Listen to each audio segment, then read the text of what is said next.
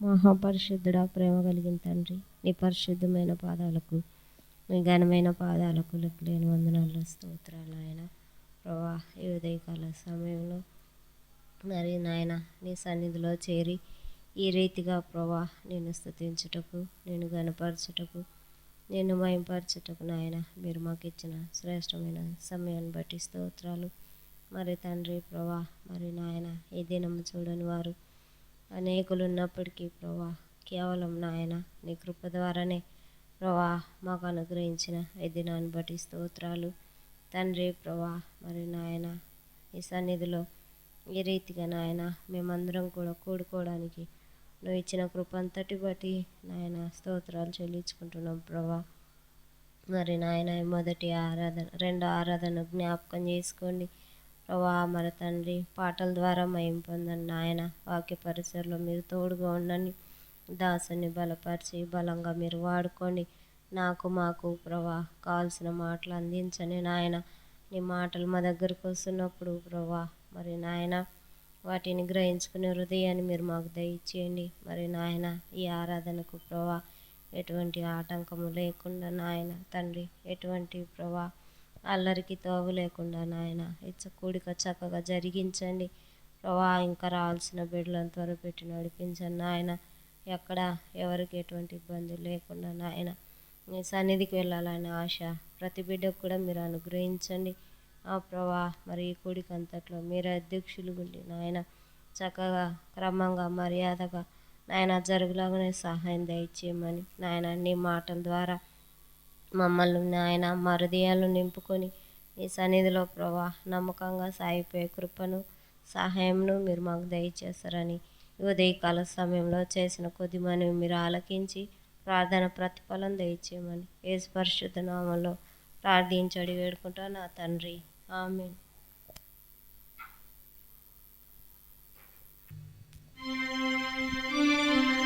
కీర్తనల పాటల పుస్తకం నుంచి సాంగ్ నెంబర్ 116 పాడుకుందాం. నా ప్రియుడా పాప విమోచకుడా ప్రభు యేసు, నా ప్రియుడా పాప విమోచకుడా ప్రభు యేసు, నా ప్రాణమును కాపాడి నూతన బలము సగేను, నా ప్రాణమును కాపాడి నూతన బలము సగేను. స్తుతి గీతములతో ఆరాధించేదను ఎల్లప్పుడూ, స్తుతి గీతములతో ఆరాధించేదను ఎల్లప్పుడూ. నా ప్రియుడా పాప విమోచకుడా ప్రభు యేసు, యేసుని రక్తమందు ముక్తి లభించెను స్తుతించెదన్, యేసుని రక్తమందు ముక్తి లభించెను స్తుతించెదన్. యేసుని నిత్య జీవం పొందెదను నిశ్చయం, యేసుని నిత్య జీవం పొందెదను నిశ్చయం. యేసు నాకేనా స్తుతి సుమములు సుమధురం, యేసు నాకేనా స్తుతి సుమములు సుమధురం. నా ప్రియుడా పాప విమోచకుడా ప్రభు యేసు, తల్లి గర్భమునే ఎరిగి నన్ను ప్రేమించెను, తల్లి గర్భమునే ఎరిగి నన్ను ప్రేమించెను. తల్లిని మించిన ప్రేమ చూపిన మరువని ప్రేమ, తల్లిని మించిన ప్రేమ చూపిన మరువని ప్రేమ. తల్లి మరచిన మరువడేసు నిరతము, తల్లి మరచిన మరువడేసు శరణాగతము నా ప్రియుడా పాప విమోచకుడా ప్రభు యేసు నా ప్రియుడా పాప విమోచకుడా ప్రభు యేసు సూర్యకాంత సుగంధ సునీల సువర్ణము సూర్యకాంత సుగంధ సునీల సువర్ణము సూర్య తేజస్సు మించిన ఆ వెలుగు రాజ్యములో సూర్య తేజస్సు మించిన ఆ వెలుగు రాజ్యములో సూర్యుని వలె తేజరిల్లెదను నా యేసుతో సూర్యుని వలె తేజరిల్లెదను నా యేసుతో నా ప్రియుడా పాప విమోచకుడా ప్రభు యేసు నా ప్రియుడా పాప విమోచకుడా ప్రభు యేసు బూర శబ్దముతో నివరుదించు దూతలతో బూర శబ్దముతో నివరుదించు దూతలతో నాకై గాయపడినా బంగారు నీ మోమున్ నాకై గాయపడినా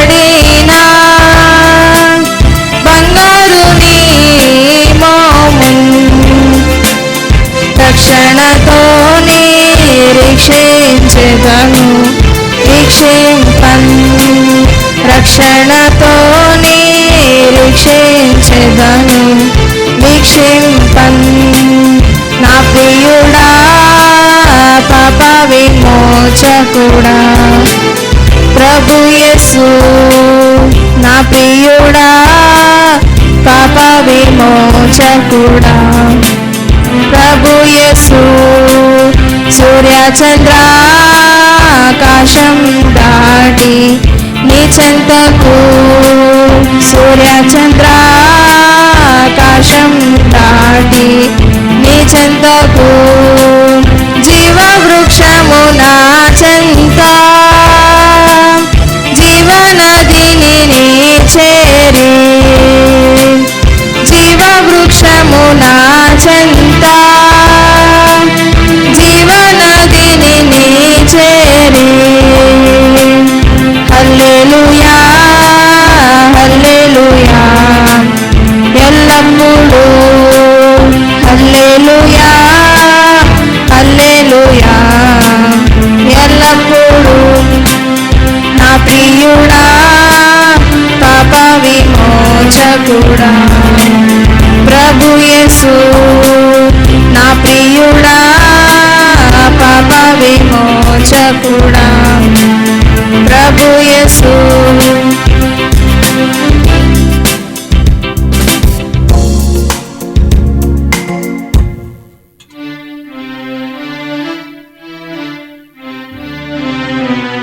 జీకేతల పాటల పుస్తకం నుంచి సాంగ్ నెంబర్ 223. హే ప్రభు యేసు హే ప్రభు యేసు హే ప్రభు దేవసుతా సిల్వదరా పాపహరా శాంతికరా హే ప్రభు యేసు హే ప్రభు యేసు శాంతి సమాధానాధిపతి శాంతములో ప్రశాంత నిధి శాంతి సమాధానాధిపతి శాంతములో ప్రశాంత నిధి శాంతి స్వరూప జీవన దీప శాంతి స్వరూప జీవన దీప శాంతి సువార్త నిధి సిల్వదరా పాపహరా శాంతికరా హే ప్రభు యేసు హే ప్రభు యేసు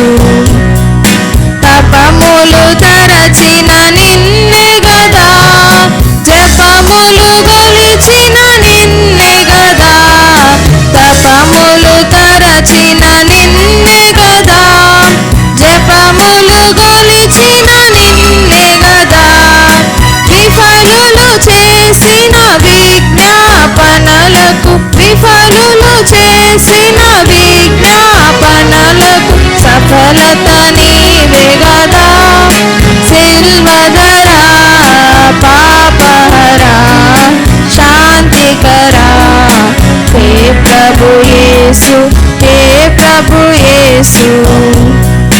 మతములు వెతకిన నిన్నే గదా, వ్రతములు గోరిన నిన్నే గదా, మతములు వెతకిన నిన్నే గదా, వ్రతములు గోరిన నిన్నే గదా, పతితులు దేవుని స్తుతులని నేర్పిన, పతితులు దేవుని స్తుతులని నేర్పిన హితమతి నీవే గదా, సిల్వధరా పాపహరా శాంతికరా, హే ప్రభు యేసు, హే ప్రభు యేసు. పలుకులలోని శాంతి కదా, తొలకరి వానగా కురిసే గదా, పలుకులలోని శాంతి కదా, తొలకరి వానగా కురిసే గదా, మలమల మాడిన మానవ హృదయం, మలమల మాడిన మానవ హృదయం కలకలలాడే గదా, సిల్వధరా పాపహరా శాంతికరా, హే ప్రభు యేసు, హే ప్రభు యేసు. కానన తుల్య సమాజములో హీనత చెందెను మానవత, కానన తుల్య సమాజములో హీనత చెందెను మానవత, మానవ మైత్రిని సెల్వ పతాకము, మానవ మైత్రిని సెల్వ పతాకం దానము చేసే గదా, సిల్వధరా పాపహరా శాంతికరా, హే ప్రభు యేసు, హే ప్రభు యేసు.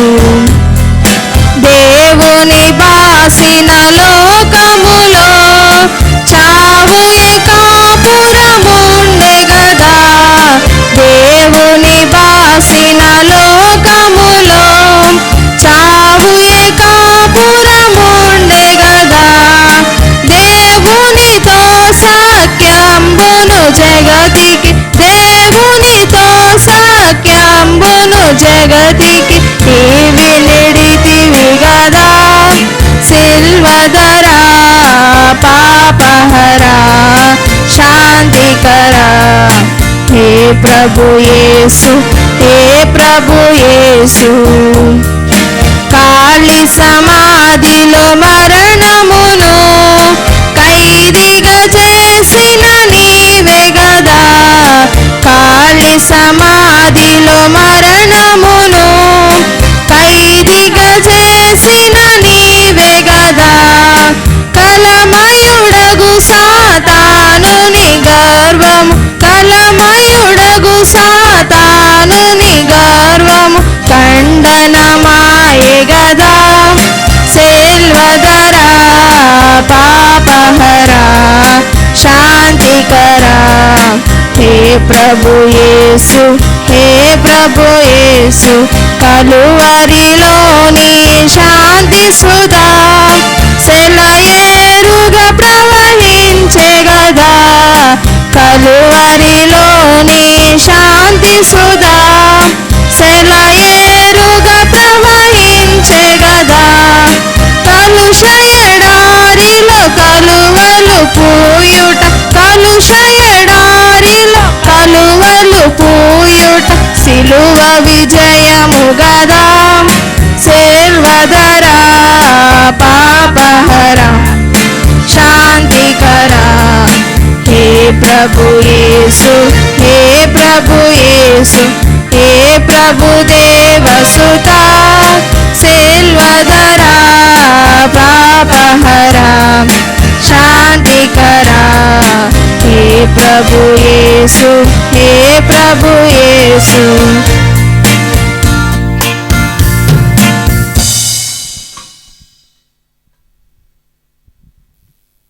మంచిది. మనమందరం లేచి నిలవబడి 33వ ఉత్తర ప్రత్యుత్తరాల భాగముగా కీర్తన గ్రంథం చదువుకుందాం. 33 అధ్యాయము.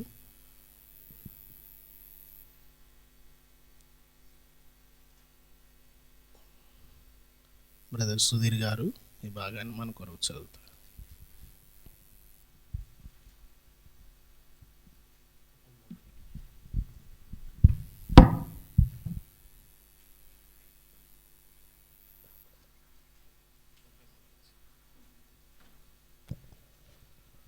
దేవుని మా నామములకు మహిమ కలుగును గాక. 33వ కీర్తన ఉత్తర ప్రత్యుత్తరము చదువుకుందాం. నీతిమంతులారా, యెహోవాను బట్టి ఆనందగానము చేయుడి. స్తుతి చేయుట యథార్థవంతులకు శోభస్కరము.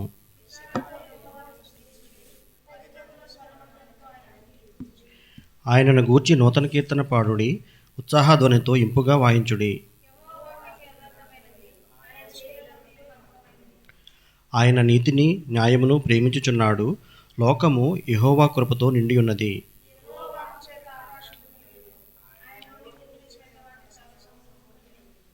సముద్రములను రాశిగా కూర్చువాడు ఆయనే, అగాధ జలములను కొట్లలో కూర్చువాడు ఆయనే.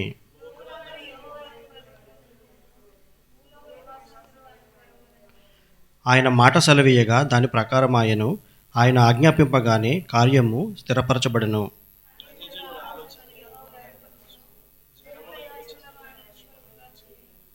యెహోవా ఆలోచన సదాకాలము నిలుచును, ఆయన సంకల్పములు తరతరములకు ఉండును.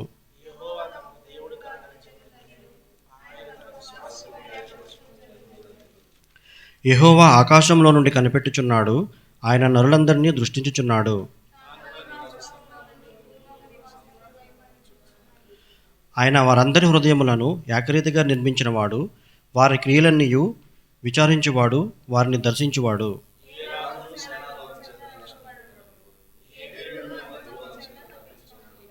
రక్షించుటకు గుర్రము అక్కరకు రాదు, అది దాని విశేష బలము చేత మనుషులను తప్పింపజాలదు.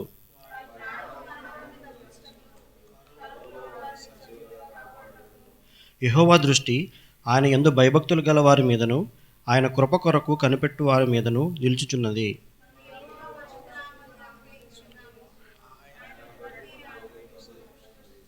మన ప్రాణము యెహోవా కొరకు కనిపెట్టుకొనుచున్నది. ఆయనే మనకు సహాయమును మనకు కేడుమునై ఉన్నాడు. యెహోవా, మేము నీ కొరకు కనిపెట్టుచున్నాము, మీ కృప మా మీద నుండునుగాక. ఆమేన్. ఈ సమయంలో కూర్చో ప్రార్థన చేసుకుందాం. ఈ ఉదయకాల సమయంలో దేవుని సన్నిధిలోకి వచ్చిన మనము కొద్ది నిమిషాలు ప్రభువా మీ సన్నిధి మాతో ఉంచి మమ్మల్ని బలపరచండి. మీ సహాయమును మాకు దయచేయండి. మీరు మాతో మాట్లాడి మమ్మలను బలపరచండి ప్రభువా అని చెప్పి ప్రార్థన చేసుకుందాం.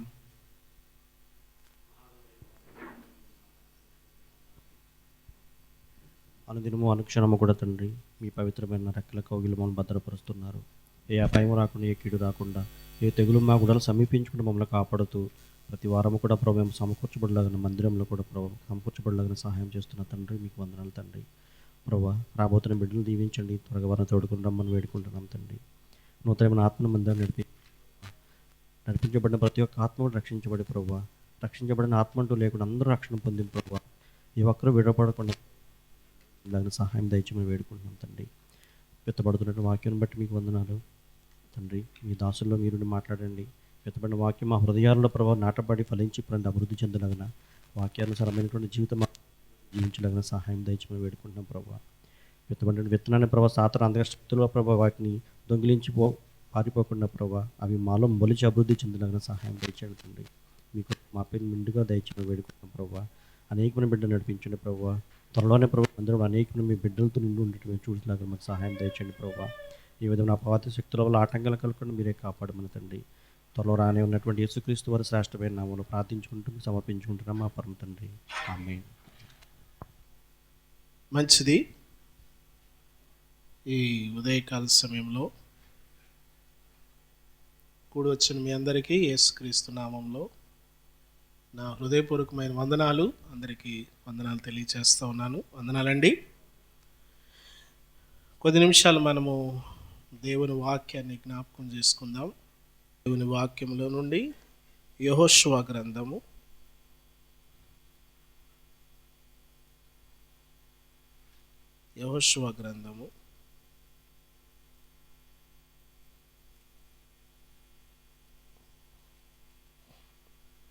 20వ అధ్యాయం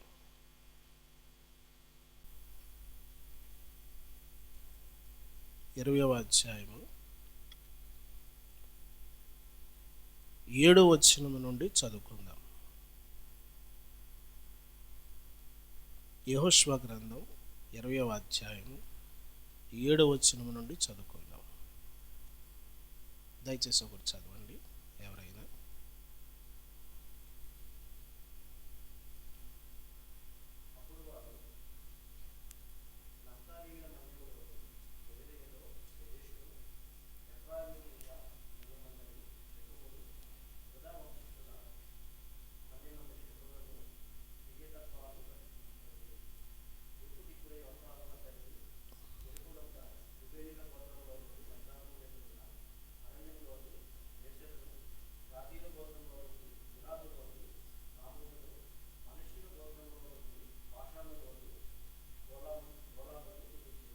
చాలు.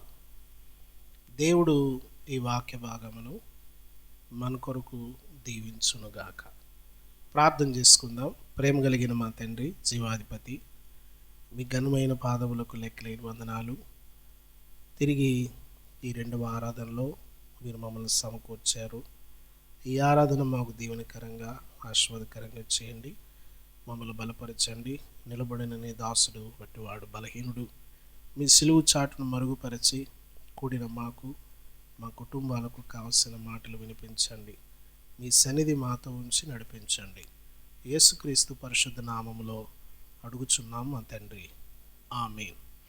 మంచిది. ప్రభునందు ప్రియమైన వాళ్ళరా, తిరిగి మనము ఈ సమయంలో ఆశ్రయపురాలను గురించి మనము జ్ఞాపకం చేసుకుందాం కొద్ది నిమిషాలు.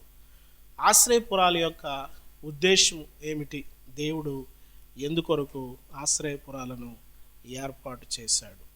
దాని వెనకాల దేవుని యొక్క అపారమైనటువంటి ఉద్దేశము, ఆలోచన ఏమై ఉన్నది అనేటువంటి దాన్ని మనము గత వారం మనము వింటూ వచ్చాం. దేవుడు ఒక పొరపాటున ఒక హత్య చేసిన నరహంతకుడు తన ప్రాణాన్ని కాపాడుకోవడానికి తాను ఇదిగో ఇలాగా ఆశ్రయపురంలోకి పరిగెత్తుకొని వెళ్ళి, ఆ ఆశ్రయపురంలోకి ఆయన వెళ్ళినప్పుడు అక్కడ ఉన్నటువంటి లేవీలు ఆ ఆశ్రయపురాన్ని కాపాడుతూ ఆశ్రయపురంలో చేరేటువంటి వ్యక్తుల విషయంలో బాధ్యత తీసుకునేటువంటి లేవీలు వారిని విచారణ చేసి, ఇతడు పొరపాటున హత్య చేశాడు, లేకపోతే నరహత్య జరిగింది అని విచారణ చేసి ఆ ఆశ్రయపురంలోకి వారిని తీసుకొని వారిని అక్కడ యాజకుడు బ్రతికినంత కాలము వారిని పోషిస్తూ ఉంటాడు. ఆ విషయాలు మనము గత వారంలో మనం చూస్తూ వచ్చాం. అయితే ఇక్కడ మనము 6 ఆశ్రయపురాలను గురించి మనం చూస్తూ ఉన్నాం. అవి ఏమిటి అని మనం చూస్తే, మొట్టమొదట ఆశ్రయపురం పేరు కెదేషు. కెదేషు అనేటువంటి ఆశ్రయపురమును గురించి ఈరోజు మనము ప్రభు సహాయం చేసే కొలది మనం దాన్ని ధ్యానం చేద్దాం. ఈ పేరుకు అర్థము, కెదేషు అనగా అర్థం ఏమిటంటే పరిశుద్ధము అనేటువంటి మాట. నేను గత వారములో ఒక పిక్చర్ నేను మన చర్చ్ గ్రూప్లో పోస్ట్ చేశాను. ఇశ్రాయేలీల యొక్క ఈ ఆశ్రయపురాల యొక్క నమూనాకు సంబంధించినటువంటి పిక్చర్ని నేను గ్రూప్లో పోస్ట్ చేశాను. మీరు చూసారా? కెదేషు అనేటువంటి ప్రాంతము ఎక్కడ ఉంది అని ఆలోచన చేస్తే అది పైన ఉన్నది. రెండవ ఆశ్రయపురాన్ని మనం ఆలోచన చేస్తే రెండవది షెకెము, అది యోర్దానికి ఈవల ఉన్నది. మూడవది హెబ్రోను. తర్వాత యోర్దానికి ఈవల అవతల వైపు ఉండేది 3 ఆశ్రయపురాలు. అవేమిటంటే మొట్టమొదటిది పైభాగంలో ఉండేది, ఇక్కడ మనకు వ్రాయబడిన మాట గోలాను అనే మాట కింద ఉంది, కానీ ఈ మ్యాప్లో, మీకు పంపించిన మ్యాప్లో ఉన్న భాగం ఏంటంటే గోలాను అనేటువంటి ఆశ్రయపురము పైన ఉంటుంది. తిరిగి రెండవది రామోతు, మూడవది బేసేరు. ఈ ఆశ్రయపురాలను దేవుడు ఎందుకు ఏర్పాటు చేశాడు? ఆశ్రయపురము అనగా అర్థం ఏమిటి అని మనం ఆలోచన చేస్తే క్షేమముగా ఉండే స్థలము. ఆశ్రయపురం అనగా క్షేమముగా ఉండే స్థలము. దీనికి కెదేషు అనేటువంటి దానికి అర్థం ఏమిటంటే, దీనికి అర్థము పరిశుద్ధము. పరిశుద్ధం అనేటువంటి మాట మనము బైబిల్ గ్రంథములో అనేక చోట్ల మనము చూడవచ్చు. ఇది గలిలయలో ఉండేటువంటి ప్రాంతం, ఇశ్రాయేలీల యొక్క ఉత్తర సరిహద్దుల్లో ఉంది ఈ భాగం. ప్రియులరా, ఈ భాగమును గురించి మనము ఎక్కడ చూడగలమంటే న్యాయాధిపతుల గ్రంథంలో మనము ఒకసారి గమనిస్తే, ఒకసారి చూడండి దయచేసి. 4వ అధ్యాయంలో న్యాయాధిపతుల గ్రంథం 4వ అధ్యాయము 6వ వచనాన్ని చూద్దాం. ఆమె నఫ్తాలి కెదేషులో నుండి అబీనోయము కుమారుడైన బారాకును పిలువనంపించి. ప్రియులరా, ఈ ప్రాంతము ఎక్కడ ఉన్నది అని మనం ఆలోచన చేస్తే నఫ్తాలి గోత్రానికి స్వాస్యముగా ఇవ్వబడినటువంటి భూభాగంలో ఉంది. ప్రియులరా, ఇక్కడ బారాకు అనేటువంటి న్యాయాధిపతి ఈ ప్రాంతము నుండి వచ్చినటువంటి వాడు. ఆయన కెదేషు వాస్తవ్యుడు, కెదేషు ప్రాంతం వాడు. ప్రభునందు ప్రియమైన వెలరా, ఈ కెదేషు అనగా అర్థం ఏమిటంటే పరిశుద్ధము. ప్రభునందు ప్రియమైన వెలరా, మనము పరిశుద్ధతను గురించి మనము ఈ న్యాయాధిపతి అయిన బారాకులో మనం చూడగలమా, లేకపోతే న్యాయాధిపతుల్లో చూడగలమా, ప్రవక్తల్లో చూడగలమా అంటే మనకు ఈ కెదేషు అనేటువంటి పరిశుద్ధత మనకు ఎవరిలో కనిపిస్తుందంటే యేసుక్రీస్తు ప్రభువులో మాత్రమే దీన్ని మనము కనుగొనగలము. పుట్టబోవు శిశువు పరిశుద్ధుడైన దేవుని కుమారుడు అనబడును అనేటువంటి మాట యేసుక్రీస్తు ప్రభువును గురించి దూతలు ఇచ్చినటువంటి సాక్ష్యం. లేవియాకాండం 19వ అధ్యాయము 2వ వచనాన్ని మనం చూస్తే, లేవియాకాండం 19వ అధ్యాయంలో ఒక మాటను మనం చూద్దాం. దయచేసి ఒకసారి మనము లేవియాకాండం 19వ అధ్యాయం 2వ వచనం ఏమని ఉంది అక్కడ? మీరు పరిశుద్ధులై ఉండవలెను, మీ దేవుడైన యెహోవా నగు నేను పరిశుద్ధుడనై ఉన్నాను. 20వ అధ్యాయము ఒకసారి 7వ వచనాన్ని కూడా చూద్దాం. కావున మిమ్మును మీరు పరిశుద్ధపరచుకొని పరిశుద్ధులై ఉండుడి, నేను మీ దేవుడైన యెహోవాను. ప్రభునందు ప్రియమైన వలరా, ఇదిగో నరహంతకుడైనటువంటి ఒక మనుష్యుడు, నరహత్య చేసినటువంటి ఒక వ్యక్తి, పారిపోవడానికి ఒక వ్యక్తి ఎక్కడికి వెళ్ళాలి? ఆ పాపము నుండి ఆ వ్యక్తి విడుదల పొందడానికి పరిశుద్ధమైనటువంటి దేవుణ్ణి ఆశ్రయించాలి, పరిశుద్ధుడైన దేవుణ్ణి వెంబడించాలి. ఇదిగో ఎవరు ఆ దేవుడు, ఎవరు ఆ పరిశుద్ధుడు అనంటే ఆ పరిశుద్ధత కలిగినటువంటి దేవుడు ఎవరు అని మనము పరిశీలనగా చూస్తే యేసుక్రీస్తు ప్రభువులో మనము ఆ పరిశుద్ధతను కనుగొనగలము. మానవ అవతారము ఎత్తినటువంటి మానవ అవతారీయుడైనటువంటి దేవుని కుమారుడు యేసుక్రీస్తు పరిశుద్ధుడు అనేటువంటి మాట మనము పాత నిబంధన గ్రంథములోను క్రొత్త నిబంధన గ్రంథములోను మనం అనేక చోట్ల మనం చూడవచ్చు. అపోస్తుల కార్యముల గ్రంథంలో 4వ అధ్యాయము 30వ వచనాన్ని మనం గమనిస్తే, అపోస్తుల కార్యముల గ్రంథం 4వ అధ్యాయం 30వ వచనాన్ని ఒకసారి చూద్దాం. చూడండి.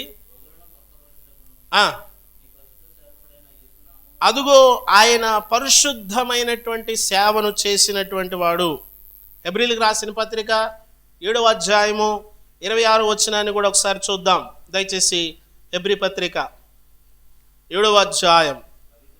పవిత్రుడును నిర్దోషియు నిష్కలంషుడును పాపులలో చేరక ప్రత్యేకముగా ఉన్నవాడు, ఆకాశ మండలము కంటే మిక్కిలి హెచ్చైన వాడు, ఇట్టి ప్రధాన యాజకుడు.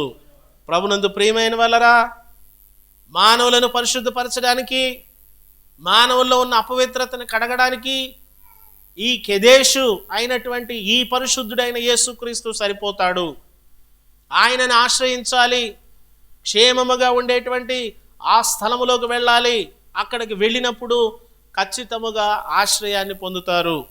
ఏమండి, పుట్టబో శిశువు పరిశుద్ధుడైనటువంటి దేవుడు అనబడతాడని చెప్పేసి మనము లూకాసు వార్తలో, తిరిగి మత్తయి సువార్తలో యేసుక్రీస్తు ప్రభుని గురించినటువంటి సాక్ష్యాలు మనం చూడగలం. అటువంటి పరిశుద్ధ ప్రభువు పాపికి ఆశ్రయముగా ఉన్నాడు. అంత గొప్ప పరిశుద్ధుడు, అంత పరిశుద్ధత కలిగిన వాడు. ఆయన పాపికి ఆశ్రయముగా ఉండి తన ఆశ్రయాన్ని ఇచ్చి ఆ వ్యక్తిని పరిశుద్ధపరుస్తాడు. ఆయన పరిశుద్ధుడైన ప్రధాన యాజకుడు అని అక్కడ వర్ణన మనకు కనిపిస్తూ ఉంది. ఇట్టి ప్రధాన యాజకుడు, ఇట్టి యాజకత్వం చేసేవాడు, ఈయన మనకి సరిపోయినవాడు, ఆయన సరిపోతాడు. పొరపాటున నరహత్య చేసినవాడు సమీపాన ఉన్నటువంటి ఆశ్రయపురానికి వెళ్ళి తలదాచుకోవాలి. ఆశ్రయపురంలో ప్రధాన యాజకుడు ఉంటాడు.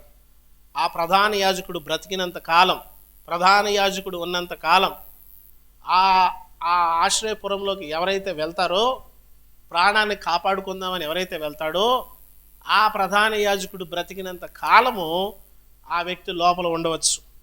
ఆ ప్రధాన యాజకుడు మరణించిన తర్వాత ఆయన సురక్షితంగా బయటికి వెళ్ళొచ్చు.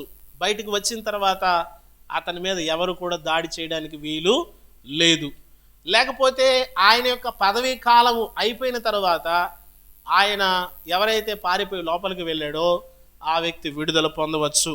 ప్రభునందు ప్రియమైన వాళ్ళరా, దీన్ని మనము జాగ్రత్తగా ఆలోచన చేస్తే, అంటే ఆశ్రయపురంలోకి ఒక వ్యక్తి చేరగానే ఇదిగో ఆ వ్యక్తి యొక్క దోషమంతా కూడా వెళ్ళి ప్రధాన యాజకుడి పైన పడుతుంది. ఒక వ్యక్తి పారిపోయి పొరపాటున తప్పిదం చేసి పరిగెత్తుకుని పారిపోయి వెళ్ళిన వ్యక్తి వెళ్ళిపోయి ఆశ్రయపురంలోకి జొరబడగానే ఆ ఆశ్రయపురంలో ప్రధాన యాజకుడిగా ఎవరైతే ఉన్నారో ఆ యాజకుని పైన ఈ దోషం పడిపోద్ది. ఈ పాపమంతా కూడా ఆ వ్యక్తి మీద పడిపోద్ది, ఆ యాజకుని పైన పడిపోద్ది. ఏమండి, ఆ ప్రధాన యాజకుని మరణముతో ఆ నరహత్య పాపానికి ప్రాయశ్చిత్తం జరిగిపోద్ది.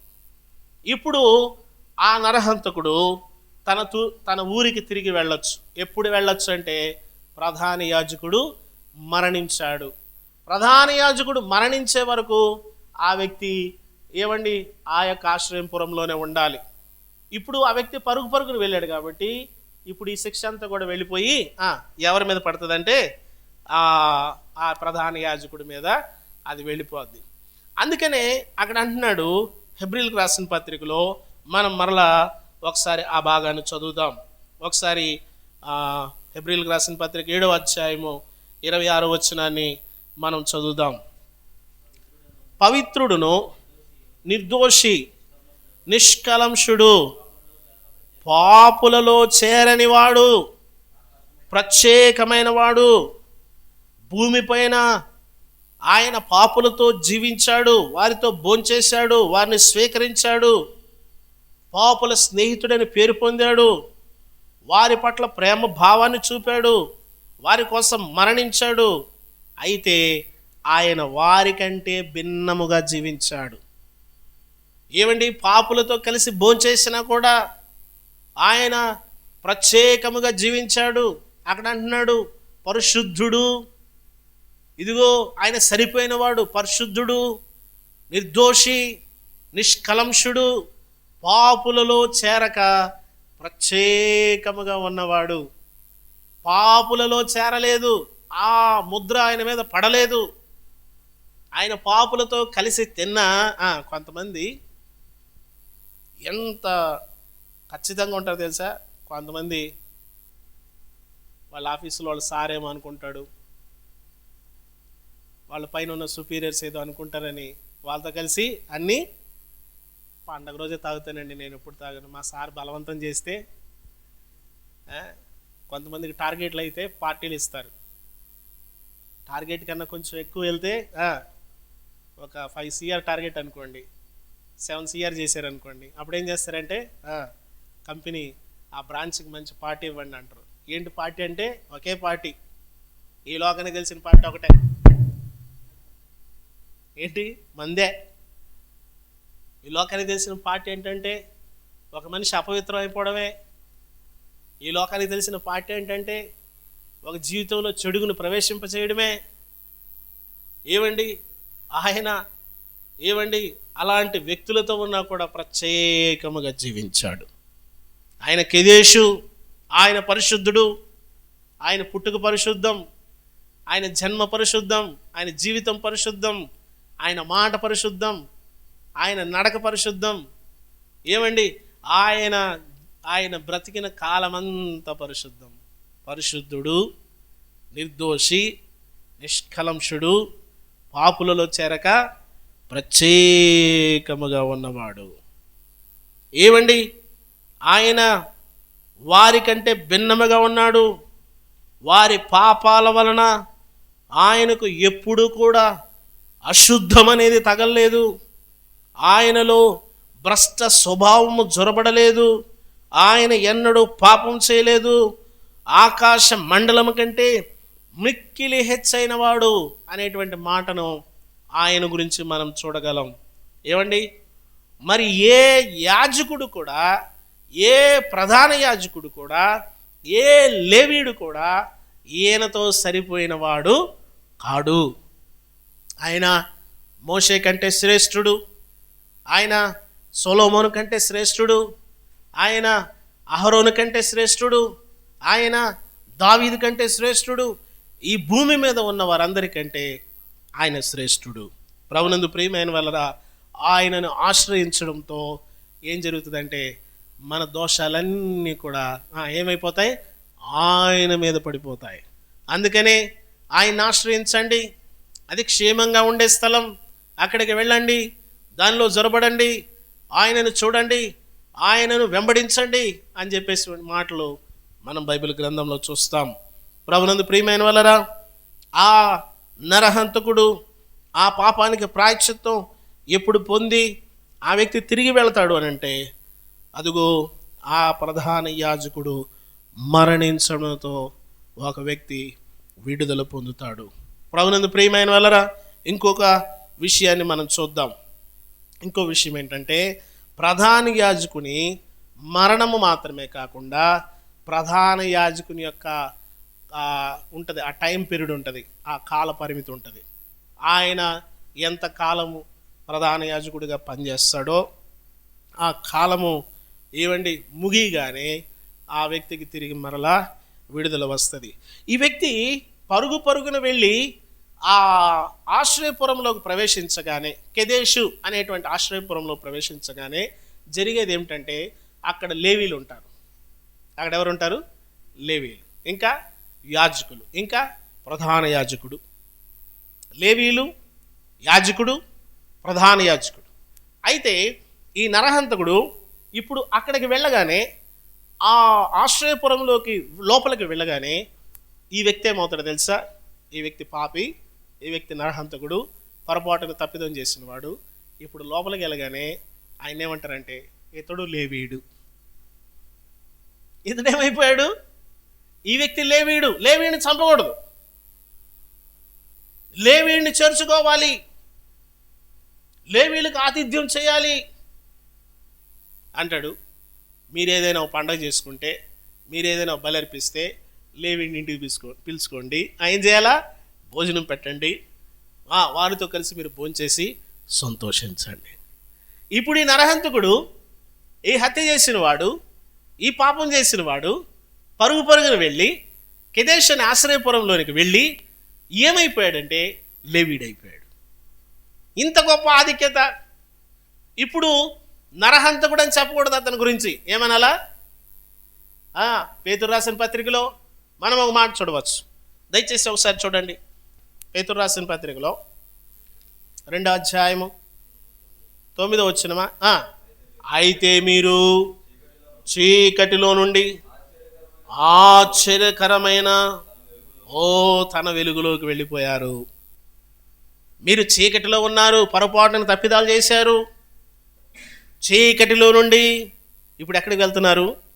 ఆశ్రయపురంలోకి వెళ్తున్నారు. అక్కడికి రమ్మని పిలుస్తున్నారు. మీరు అక్కడికి వెళ్ళాక మీరు ఏమయ్యారంటే ఇప్పుడు ఏర్పరచబడిన వంశం అయ్యారు. లేవి గోత్రాన్ని దేవుడు ఏర్పాటు చేసుకున్నాడు. లేవి గోత్రాన్ని దేవుడు ఎన్నుకున్నాడు. ఆయన అంటాడు, లేవీలు నావారు. ఐగుప్తు దేశంలో జ్యేష్ఠులందరూ చనిపోయాక ఎర్ర సముద్రం దాటిన తర్వాత దేవుడు ఏమన్నాడంటే, మీ ఇళ్లలో జ్యేష్ఠులందరినీ నాకు ఇచ్చేయండి అన్నాడు. ఇళ్లలో జ్యేష్ఠులందరూ నాకు ఇవ్వండి అంటే వాళ్ళలో కొంతమందికి బాధ కలిగిందేమో. ఇప్పుడు ఏమన్నాడంటే దేవుడు, ఇదిగో జ్యేష్ఠులను కాదు కానీ ఇప్పుడు లేవీలందరినీ నాకు ఇచ్చేయండి. లేవి గోత్రం నాది. ఇప్పుడు జ్యేష్ఠులు కాదు, లేవి గోత్రాన్ని మాత్రమే కోరుకున్నాడు ఆయన. ఏర్పరచబడినటువంటి వంశము లేవి గోత్రం. ఇప్పుడు ఈ నరహంతకుడు ఏమయ్యాడు? ఏర్పరచబడిన వంశం అయ్యాడు. దేవుడు ఏర్పాటు చేసుకున్న 2 శ్రేష్టమైన గోత్రాలు 2 ఉన్నాయి. ఏమిటవి? యూదా గోత్రం, లేవి గోత్రం. యూదా గోత్రం రాజుల గోత్రం, లేవి గోత్రం యాజక గోత్రం. ఈ 2 గోత్రాలను ఆయన కోరుకున్నాడు. ఏమండి అక్కడ అంటున్నాడు పేతురు భక్తుడు, మీరు ఏర్పరచబడిన వంశము. దేవుడు మనల్ని ఏర్పాటు చేసుకున్నాడు. ఎక్కడి నుండి ఏర్పాటు చేసుకున్నాడంటే చీకటిలో నుండి. ఎక్కడ నుండి పిలిచాడు నిన్ను? నువ్వు గనుడు అని, శ్రేష్ఠుడు అని, గొప్పదానమని, గొప్ప వ్యక్తివని కాదు. చెడిపోయినప్పుడు పిలిచాడు, పాడైపోయినప్పుడు పిలిచాడు, పనికి రాదు అన్నప్పుడు పిలిచాడు, పని చేయదు, దీనివల్ల యూస్ లేదు, ఇది ఉపయోగపడదు అన్నప్పుడు దేవుడు పిలిచాడు. ఈ లోకంలో ఉపయోగపడనిది ఎక్కడికి వెళ్తుందంటే చెత్తబండిలోకి వెళ్తుంది కదా, డస్ట్బిన్లోకి వెళ్తుంది. ఈ లోకంలో ఉపయోగపడని వాటిని ఈ లోకం బయట పడేస్తుంది. ప్రభునందు ప్రియమైన వల్లరా, ఈ లోకంలో నేను ఉపయోగపడను అని నువ్వు ప్రభు దగ్గరికి వచ్చి చెప్తే నువ్వు నాకు ఉపయోగపడతావు అంటాడు. ఓ భక్తుడు అంటాడు, విరిగిన దానిని కోరదు లోకం, విరుగని చోని దృష్టిలో శూన్యం. విరిగిన దానిని కోరదు లోకం, విరుగని చోని దృష్టిలో శూన్యం. అలా యాకోబును విరచిన దేవా. యాకోబుని ఏం చేశాడంట? యాకోబుని దేవుడు విరిచాడు కదా. యాకోబుని విరిచాడు. రొట్టెను పట్టుకొని ఆయన విరిచి మన జీవితాల్లో ఇటువంటి అనుభవము, పగిలినది, విరిగినది, ఉపయోగపడనిది, దేవుడు వాటిని ఘనపరిచి తన మహిమ కొరకు వాడుకుంటాడు. రావునందు ప్రియమైన వల్లరా, చీకటిలో ఉన్న మనుషులను బయటికి తీసుకొచ్చి ఎక్కడికి తీసుకొచ్చాడు అంటే చూడండి, కెదేషు అనే ప్రాంతంలోకి తీసుకొచ్చాడు. అక్కడ ఏమనుందంటే ఆశ్చర్యకరమైన వెలుగుందంట. ఓ వింతైన వెలుగుంది. ఇంతకుముందు ఎన్నడూ అటువంటి వెలుగును మనుషులు చూడలేదు. శ్రేష్టమైన వెలుగు ఉంది. ప్రభునందు ప్రియమైన వాడు, ఆశ్చర్యకరమైన వెలుగు అది. ఆ వెలుగు యేసుక్రీస్తు ప్రభు. చీకటిలో నుండి ఆశ్చర్యకరమైన వెలుగులోనికి మిమ్మును పిలిచిన వాని గుణాతిశయములను మీరు ప్రచురం చేయాలి. ఏం చేయాలి? ఒక క్రైస్తవుడు చేయవలసిన ఒక ఘనమైన పని ఏంటి లోకములంటే? ఏమీ లేదు, నువ్వు ఆయన గుణాతిశయాలను ప్రచురం చేయడమే. ఒక వ్యక్తి చేయవలసిన పని ఏంటంటే ఆయన గుణాతిశయములను ప్రచురం చేయాలి, ఆయన గురించి చెప్పాలి. ఏంటి గొప్ప పని ఏంటి? ఏం గొప్ప పని ఏంటి చెప్పండి? ఏంటి గొప్ప పని ఏంటి? ఏంటండి ఏమా? కొంచెం బ్యాంక్ బ్యాలెన్స్ దాయాలి, ఒక ఇల్లు కట్టాలి, పిల్లలు పెళ్ళిళ్ళు చేయాలి, మనవళ్ళని మనవరాళ్ళని చూడాలి, ఇంకేంటి? ఏమి లే, ఇంకా చదువుకోవాలి. ఎక్కడికి? ఏం చేయాలి? ఏంటి ఏంటి ఏం చెయ్యాలి? ప్రభు యొక్క గుణాతిశయములను ప్రచురించాలి. మరియ మార్తల ఇంటికి యేసుప్రభు వారు వచ్చారు. ఎక్కడికి? వస్తా ఆయన ఏం చేశాడంటే ఒక 25 మందిని తీసుకొచ్చాడు. ఒక 12 మంది శిష్యులు వస్తూ ఉంటారు కదా, మేలు పొందిన వాళ్ళు, వాళ్ళు వీళ్ళు వెనకాల నడుచుకుంటూ వస్తారు. వాళ్ళందరూ వస్తుంటే ఆ మార్తమ్మ భోజనం తయారు చేస్తుంది మంచిగా. మేము వస్తున్నామంటే నిన్న మంచిగా గారెలు వేసి పెట్టారు మా సిస్టర్ వాళ్ళు. యేసుప్రభు వారు వస్తుంటే ఇంకెన్ని ఏర్పాట్లు చేస్తున్నారు. అమ్మా మేము మన ఇంటికి వస్తున్నాం అంటే, అయ్యి బాబాయ్ యేసుప్రభు వారు వస్తున్నారు, మంచిగా ఏర్పాటు చేస్తూ ఉంది, హడావుడి పడిపోతూ ఉంది. ఆ పని ఈ పని, ఎన్ని రకాల వంటలు ఆమెకు తెలిసిన అన్ని రకాలు ఆమె తయారు చేస్తూ ఉంది. యేసుప్రభు వారు వచ్చారు. యేసుప్రభు వారి దగ్గరికి వచ్చి అంటుంది, బాధకుడా నీకేం చింతలేదు, ఆమెను కూర్చోబెట్టుకున్నావు. మార్త చేసేది మంచి పని చెడ్డ పని? వడ్డీ పెట్టడం చెడ్డ పనా? యేసుప్రభు వారు అంటున్నారు, ఈ లోకంలో మంచి పనులన్నిటికన్నా ఉత్తమమైన పని ఒకటి ఉంది. నన్ను గురించి వినాలా, నన్ను గురించి చెప్పాలా.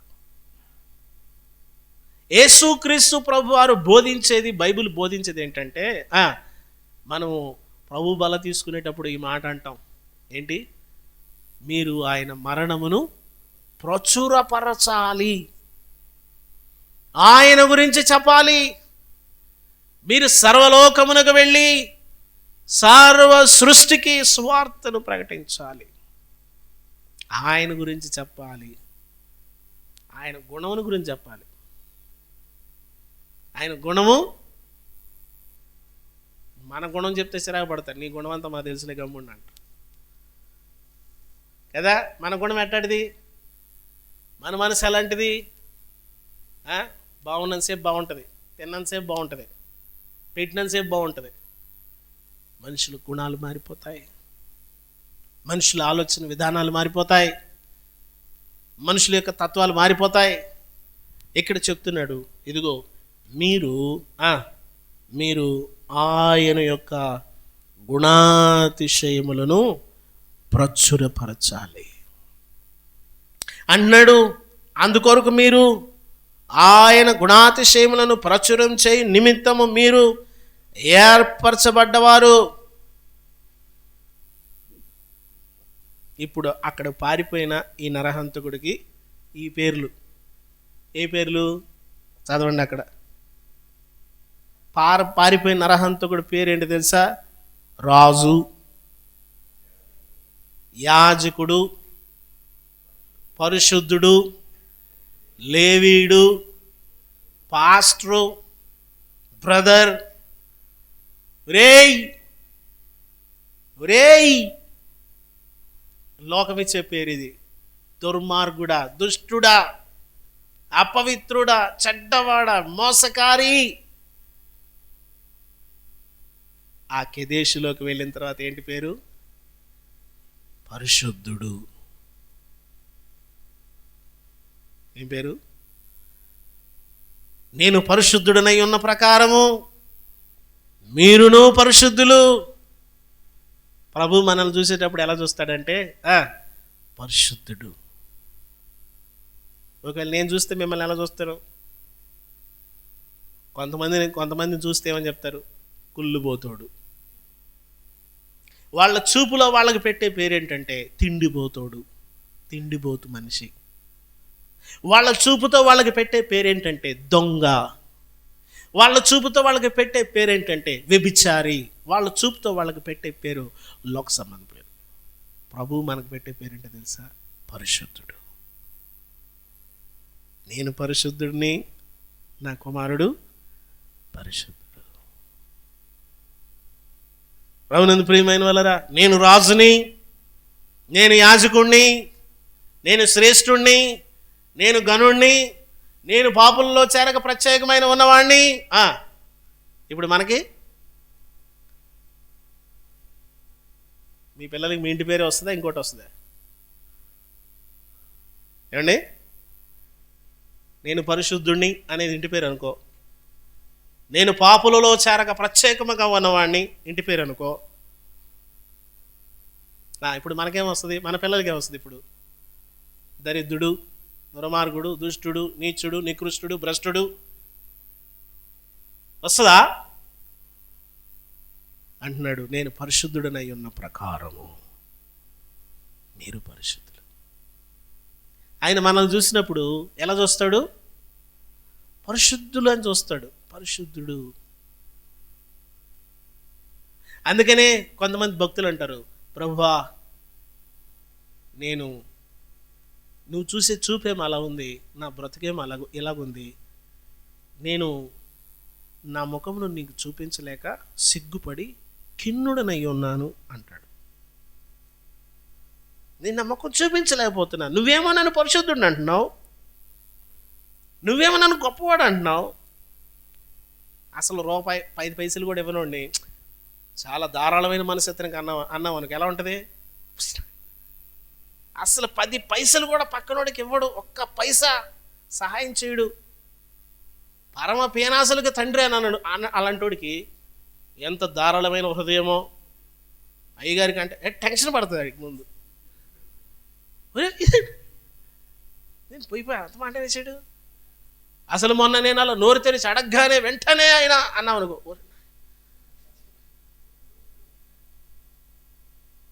ఆడు మనసంతా కలవరం అయిపోద్ది. ఏంటి ఇంత మాట అనేస్తున్నాడు ఏంటి నా గురించి? నిజమేనా? నేను అది కాదే, నేను పరిశుద్ధుడిని కాదే, నేను నీతిమంతుడిని కాదు. యేసయ్య ప్రేమ నేను పరిశుద్ధుడని పిలుస్తుంది. యేసయ్య ప్రేమ నిన్ను శ్రేష్ఠుడని పిలుస్తుంది, నేను గనురాలని పిలుస్తుంది, నువ్వు బలవంతుడు అని పిలుస్తుంది యేసయ్య ప్రేమ. నువ్వు శ్రేష్ఠుడు, నువ్వు యథార్థవంతుడు అని పిలుస్తుంది యేసయ్య ప్రేమ. నువ్వు మంచివాడు అని పిలుస్తుంది యేసయ్య ప్రేమ. ఎలా మనమైతే ఎలా పిలుస్తాం? అబ్బో పనికి మనలోడండి, బొత్తిగాను అంటారు, భయంకరమైన మనిషి అండి అతను, చిచ్చి అంటారు.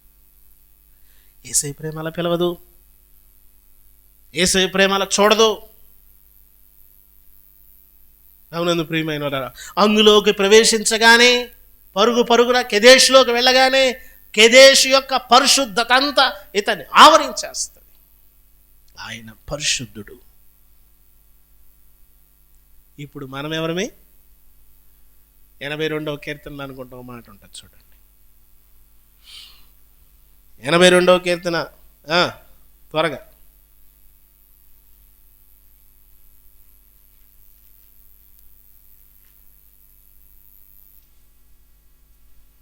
ఆరో వచనం.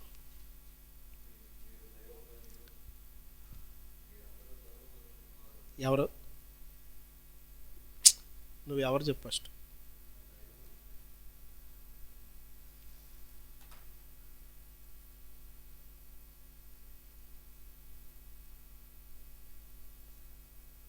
ఎవరిని అంటున్నారు సార్?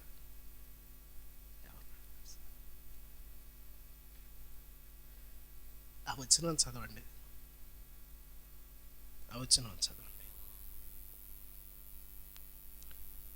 జనములకు తెలివి లేదు, వారు గ్రహింపరు, వారు అంధకారంలో ఇటు అటు తిరుగులాడుదురు, దేశమునకున్న ఆధారములను కదులుచున్నవి, మీరు దైవములనియు మీరందరూ సర్వోన్నతుని కుమారులనియు నేనే నేనే అనే మాట బైబిల్లో ఉంది అంటే అది దేవుడు మాత్రమే అని గుర్తుపెట్టుకో.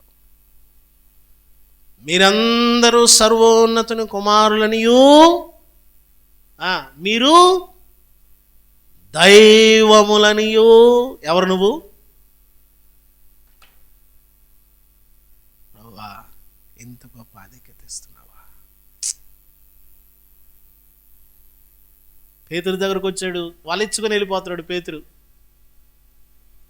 పేతురు వల పట్టుకొని వెళ్ళిపోతున్నాడు. మళ్ళా తన పాత బతుకు వెళ్ళిపోతుంటే పేతురు దగ్గరకు వచ్చాడు. పేతురు ఏమన్నాడు తెలుసా? తన పై వస్త్రాన్ని పడేసి, నేను పాపాత్ముడను, నన్ను విడిచి పోము. ఎందుకు? పేతురు, నువ్వు దైవం. పేతురు నువ్వు అబద్ధం ఆడకూడదు. పేతురు నువ్వు మోసం చేయకూడదు. నువ్వెవరు? నువ్వెవరు? నువ్వు దైవం. ఎవరు? మనమెవరు చెప్పట్లేదు. మన నోరు సాహసం చేయట్లేదు ఈ మాట పలకడానికి.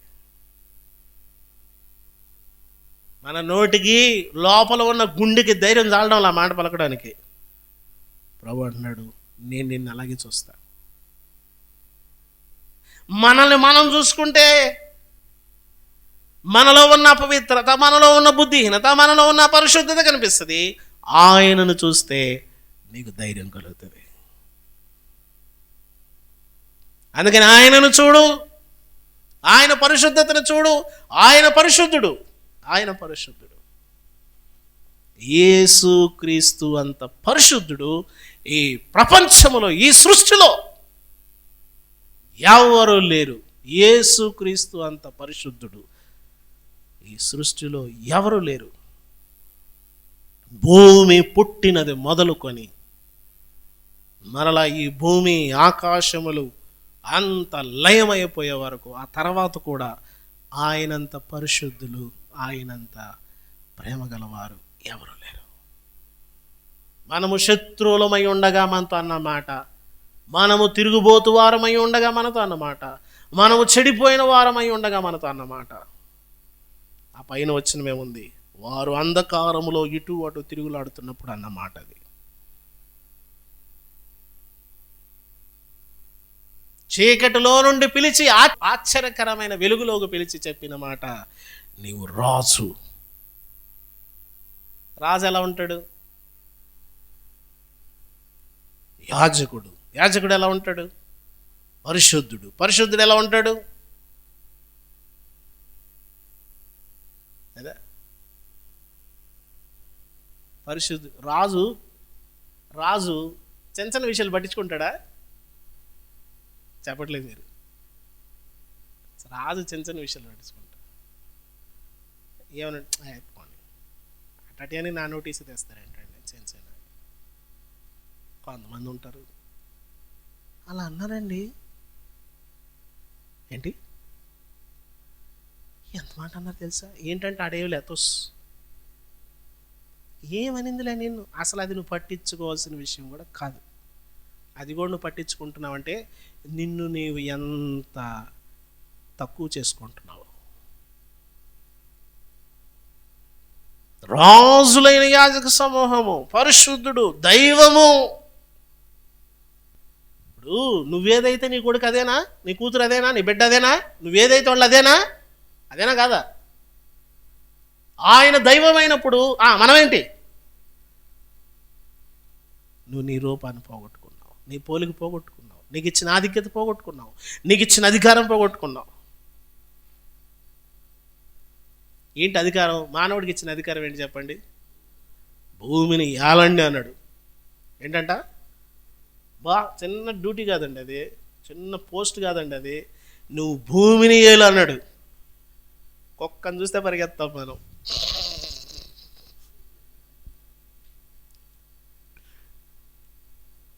నువ్వు ఏలేవాడివైతే పేలికల గురించి పట్టించుకుంటావు ఏంట్రా? పేలికల గురించి నువ్వు ఏలికవు, నువ్వు పేలికవు కాదు అనుకుంటున్నావు. నిన్ను ఏలికగా చేస్తే నువ్వు పేలిక అనుకుంటున్నావు. పేలికి తెలుసా? దేవుడు నిన్నేమో ఏలిగ్గా చేస్తుంటే నువ్వేమో మాది ఉందండి.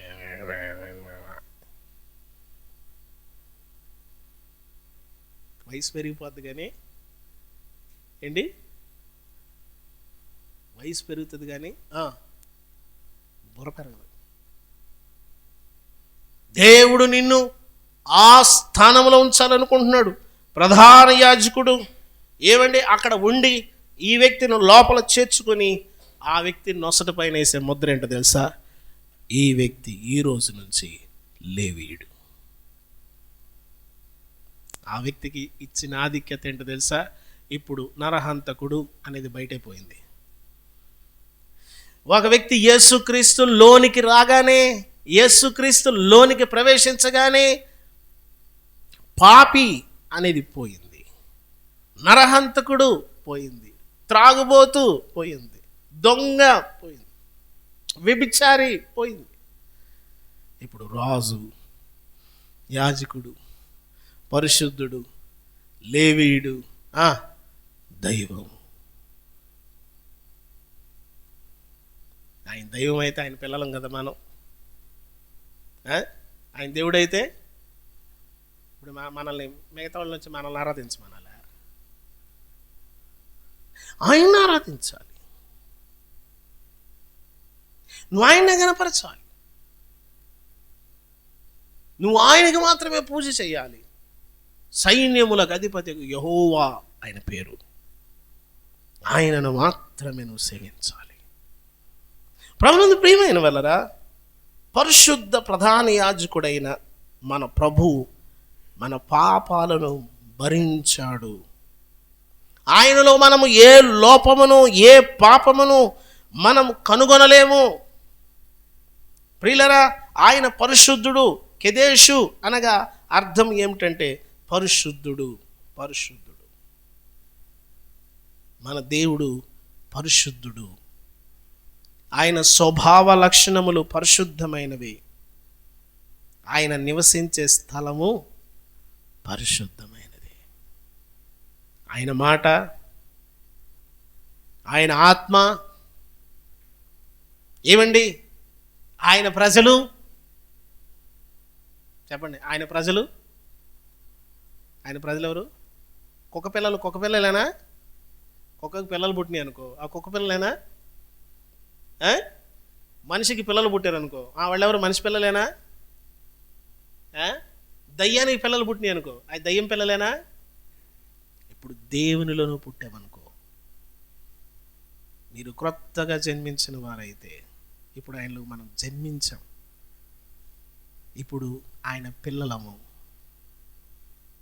ఆయన పిల్లలము. ప్రభునందు ప్రియమైన వాళ్ళరా, ఆయన పరిశుద్ధుడు. పరిశుద్ధతను గురించి మనం ఆలోచన చేద్దాం. ఒక 4 లేక 5 విషయాలు మీ జ్ఞాపకం చేసి ముగిస్తాను. పరిశుద్ధత అనేటువంటి మాటకు అర్థం ఏంటంటే ప్రతిష్ఠించుకొనుట. రెండవది, పరిశుద్ధత అనే మాటకు అర్థం ఏంటంటే ప్రత్యేకించుకొనుట. పరిశుద్ధత అనే మాటకు అర్థం ఏమిటంటే అంకితం చేసుకొనుట. పరిశుద్ధత అనేటువంటి మాటకు అర్థం ఏంటంటే పవిత్రపరచుకొనుట. పరిశుద్ధత అనేటువంటి మాటకు అర్థం ఏంటంటే శుభ్రం చేసుకొనుట.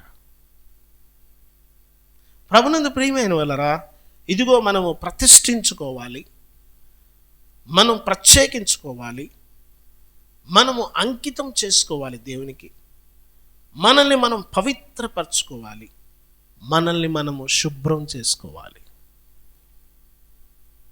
నిర్గమాకాండము 13వ అధ్యాయంలో మనం ఈ మాటలు చూద్దాం.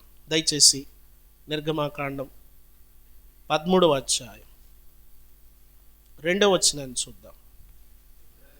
ఇశ్రాయేలీలలో మనుషుల యొక్కయు పశువుల యొక్కయు ప్రథమ సంతతి అనగా ప్రతి తొలిచూలు పిల్లను నాకు ప్రతిష్ఠించుము. పరిశుద్ధత అనేది ఆయనది.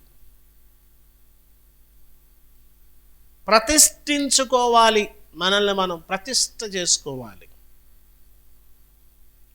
ఏమండి, ఆయన అది నాది, నేను పరిశుద్ధుడను. ఇప్పుడు నువ్వు పరిశుద్ధమయ్యానుకో, ప్రభు అంటాడు అది నాది కదా. ప్రతిష్ఠించుకోవడం, దేవుని కొరకు మనల్ని మనం ప్రతిష్ఠ చేసుకోవాలి. మనం దేవునికి సంబంధించిన వారు. ఆయన పాపులలో చేరలేదు, ప్రత్యేకముగా ఉన్నాడు, ప్రత్యేకముగా ఉన్నవాడు. తనను తాను ఆయన ప్రతిష్ఠ చేసుకున్నాడు. ఏమండి, ఆయన తన కోసము ఆ ప్రజలను ప్రతిష్ఠ చేసుకున్నాడు. అది నాది. రక్షించబడిన తర్వాత ప్రభు మనకు ఆయన వేసే ముద్ర ఏంటంటే పరిశుద్ధుడు, అది నాది. ప్రభు మనల్ని ఎలా చూస్తాడు చెప్పాలి? పరిశుద్ధులుగా చూస్తాడు, బలవంతులుగా చూస్తాడు, గనులుగా చూస్తాడు, శ్రేష్ఠులుగా చూస్తాడు. మనం ఎలా చూస్తాం? ఈడు చేయలేడండి, ఈడు వేస్ట్, ఈడేం చేస్తాడు, వీడు వాడు మాకం కదా. మనం ఏమంటాం? వాళ్ళ స్థాయిని మనం అంచనా వేసేస్తాం. దేవుడు మన స్థాయిని ఎలా చూస్తాడు తెలుసా? బలవంతుడు వీడు, చేస్తాడు.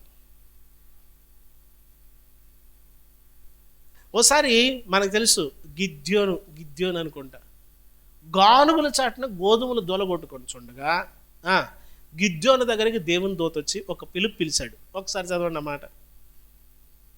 గానుగుల చాటున గోధుమలు దొల్లగొట్టుకొని చూడగా దేవుని దూత గిద్యోను దగ్గరికి వచ్చి పిలిచాడు. ఒకసారి తీయండి 11వ వచనం. యెహోవా దూత వచ్చి యావాషుకు కలిగిన ఓప్రాలో మస్తకి వృక్షం కింద కూర్చుని ఉండెను. గిద్యోను మిద్యానీలకు మరుగై ఉండినట్లు గానుగు చాటున గోధుమలు దూలగొట్టుచుండగా యెహోవా దూత అతనికి కనబడి, పరాక్రమము కలిగిన బలాఢ్యుడా. ఏమంట? దేవుడు ఆయన ఏమని పిలుస్తున్నాడు? మీరు ఆ వచ్చినాన్ని జాగ్రత్తగా గమనిస్తే వాళ్ళకి భయపడి షార్ట్కి వెళ్ళి గోధుమలు దూలగొట్టుకోండి. ఈయనకేం భయం ఉంటే దేవుడు ఏమని పిలుస్తున్నాడు? ఈయన భయపడి చేస్తున్నాడు. ఓరే నాయన, వాళ్ళు వస్తే మనం ఎత్తుకెళ్ళిపోయి వాయించి పడేస్తారు, కొడతారు, దెబ్బలు కొడతారు. దేవుడు ఏమంటున్నాడు? పరాక్రమము కలిగిన బలాఢ్యుడా. దేవుడు ఎలా చూస్తాడు? దేవుడు మనలో ఉన్న బలాన్ని చూస్తాడు, దేవుడు మనలో ఉన్న శక్తిని చూస్తాడు. మనల్ని మనం చూసుకుంటే మనం భయపడి దాక్కుంటాం. మనల్ని దేవుడు చూస్తే ఇలా పిలుస్తాడు. నువ్వు చేయగలవు అంటాడు దేవుడు. నువ్వు చేయగలవు అంటే మనమే ఉంటాం, బాబాయ్ నా వల్ల కాదండి. ప్రభు అంటాడు నువ్వు చేయగలవు. ప్రభునందు ప్రియమైన వలరా, ఇదిగో గిద్యోనును దేవుడు బలాఢ్యుడా, గిద్యోన్ని ప్రతిష్ఠించుకున్నాడు దేవుడు, అది నాది. ఏమండి, రెండవ మాట ఇర్మియా గ్రంథం 1వ అధ్యాయం. ఇర్మియా గ్రంథం 1వ అధ్యాయం ఒకసారి 2వ మాట చూద్దాం. 5వ వచనం. యెహోవా వాక్కు నాకు ప్రత్యక్షం ఇలా సెలవిచ్చెను, గర్భములో నిన్ను రూపింపక మునిపే నిన్నెరిగి తిని, నిన్ను ప్రతిష్ఠించి తిని, నిన్ను నియమించి తిని. ఆడ 3 విషయాలు ఉన్నాయి. ప్రత్యేకించుకుంటాడు ఆయన మనల్ని. ఏమండి, 5 విషయాలు. రెండవది ప్రత్యేకించబడుట, ప్రత్యేకమవ్వాలి. లోకములో ఉన్న అపవిత్రత వైపు పరుగులు తీయకూడదు. కొంతమంది పరుగులు తీస్తూ ఉంటారు. అక్కడ జనం ఎక్కువ ఉన్నారు, ఏంటంటే వెళ్ళిపోయి నిలబడతారు. ఆ జనం ఏంటో గొడవ గోత్రం మనకు అనవసరం. ఆ నిలబడి అదంతా ఈనేసి ఇంటికి వచ్చి చెప్పుకుంటారు. ఏంటి సంగతి ఏంటి తెలుసా, అక్కడ అలా ఇలా ఎందుకు నీకు వచ్చి. కొంతమంది అంతా తెచ్చి నెత్తినేసుకుంటారు. ప్రియులారా, ఇక్కడ చూడండి, దేవుని కొరకు ప్రత్యేకించబడ్డం. యెహోవా వాక్కు నాకు ప్రత్యక్షమై అమ్మా చదవండి. ఇర్మియా గ్రంథం 1వ అధ్యాయం 5వ వచనం చదువుతున్నారు. గర్భములో నిన్ను రూపింపక మునుపే. ఎప్పుడు? హలో, ఎప్పుడంట? అసలు ఛాన్సే లేదు దాని గురించి ఆలోచన చేయడానికి. మనకి తల్లి గర్భములో రూపము రాక మునుపే తెలుసంట మనం. ఆయన డైరీలో మనం ఉన్నాం. ఎప్పుడు? తల్లి గర్భములో రూపింపక మునుపే. మన గురించి దేవునికి ఎంత గొప్ప ఉద్దేశం ఉంది.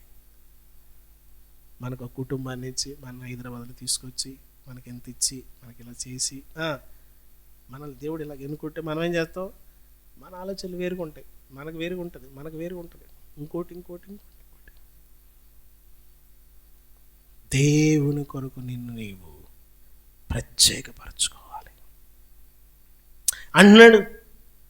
నేను నిన్ను రూపింపక మునిపే ఎరిగి తిని, నీవు గర్భము నుండి బయలు పడక మునిపే ప్రతిష్ఠించి తిని, జనములకు ప్రవక్తగా నిన్ను నియమించి తిని. అందుకు ఆయనేమంటున్నాడు, నేను బాలున్నయ్యా. మనల్ని మనం చూసుకుంటే అది అంటాం. ఏది? మనల్ని మనం చూసుకుంటే. కొన్నిసార్లు బ్రదర్ కొంచెం వాక్యం ఫస్ట్ గారు మీరు చెప్పండి.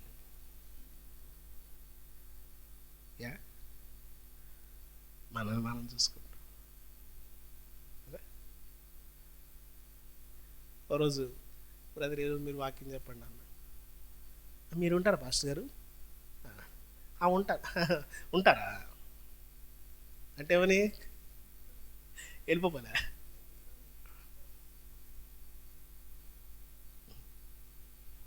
నేను బాలుడినయ్యా.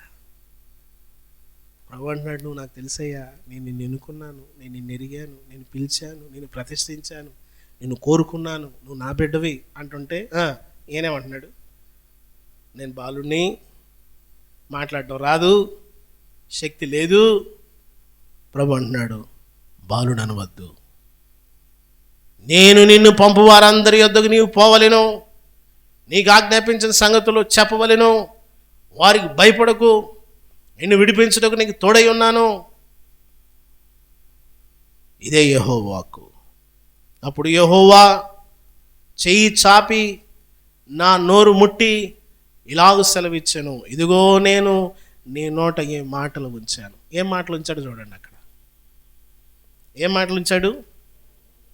దేనికి? పెళ్ళగించడానికి, విరగొట్టడానికి, నాశనం చేయడానికి, పడదోయడానికి, కట్టడానికి, నాటడానికి. లాస్ట్లో కట్టేది నాటేది, ముందేం పడగొట్టేది. ఏ దగ్గరికి వెళ్ళి మొత్తం ఇల్లు పడగొట్టేస్తాం, కూల్చేస్తాం, పెకలించేస్తాం, లాగేస్తాం, పీకేస్తాం అంటే ముందు వాళ్ళు కొట్టేస్తారు. మా ఇంటి దగ్గరకు వచ్చి అది బీగుతారు ఇది బీగుతారంటే ఎవడరు అన్నాడు. ఆయన నోట మాట ఉంచి పో అన్నాడు అంట. పోయి ఏమని చెప్పాలా? పెకలించేస్తా, ఏం చేయాలా? ఎరగొట్టేస్తా. ఏ ఇంటి ముందు నేను నిలబడండి, ఆ మాట చెప్పండి. మీ ఇల్లు ఎరగొట్టేస్తా, కూల్చేస్తా, కాల్చేస్తా, పగలెట్టేస్తా. పడుకోట్రా. ప్రభు అన్నాడు, నువ్వు నా కొరకు ప్రత్యేకించబడిన వ్యక్తి, నా గురించి మాట్లాడాలి. మనల్ని ఆయన ప్రత్యేకపరుచుకున్నాడు కాబట్టి మనము ఆయన గురించి మనం మాట్లాడాలి. మూడో విషయం చూద్దాం. దినవృత్తాంతాల గ్రంథం, మొదటి దినవృత్తాంతాలు. దయచేసి మూడో విషయాన్ని చూద్దాం. 18వ అధ్యాయం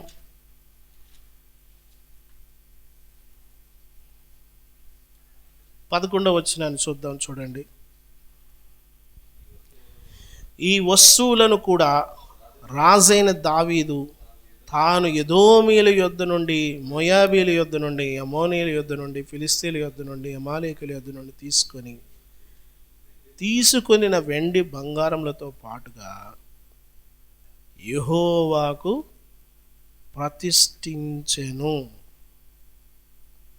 ప్రభునందు ప్రియమైన వాళ్ళరా, ఆయన వాటన్నిటిని కూడా దేవునికి అంకితం చేస్తున్నాడు. దేవునికి ఇచ్చివేయడం, దేవునికి మన జీవితాన్ని పరిపూర్ణంగానే సమర్పించాలి. మన జీవితాన్ని మనం పాట పాడుతాం, ఆపాదమస్తకం నీకంకితం, ఆపాదమస్తకం నీకంకితం, శరణం నీ చరణం, శరణం. ఆ చర్చిలోనే పాట. నీకు అంకితం నీకు అంకితం అంటాం కానీ ఏది అంకితం చేయం లేదా? ఇదిగో దేవా నా జీవితం. ఏంటి అసలు హైదరాబాద్లో ఉన్న వాళ్ళు జీవితాలు అంకితం చేస్తారా? ఖాళీ లేదు పాస్టర్ గారు, ఖాళీ లేదు.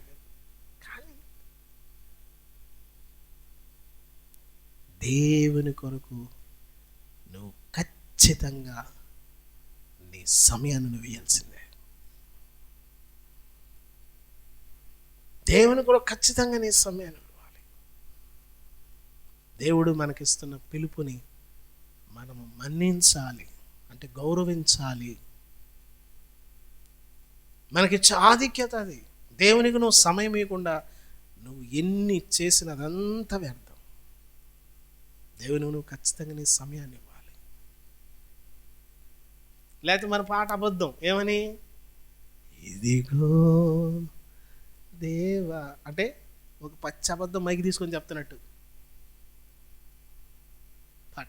శరణం నీ చరణం. ఆ మ్యూజిక్తో, ఆ పాటతో ఆ చర్చిలో ఉన్న వాళ్ళందరినీ మంత్రముగ్ధుల్ని చేసేయాలి. ఎవడికి ఉపయోగం? నీకు ఉపయోగం లేదు, వినేవాళ్ళకి ఉపయోగం లేదు. నువ్వు పాడవుతున్నావు, వాళ్ళని పాడు చేస్తావు. నిజంగా మన జీవితాన్ని అంకితం చేసుకున్నప్పుడు ఆ పాటకి అర్థము, ఆ జీవితానికి పరమార్థం. దావీదు చెప్పినోడు కాదు, చేసినోడు. దావీదు చెప్పినోడు కాదండి. అందుకే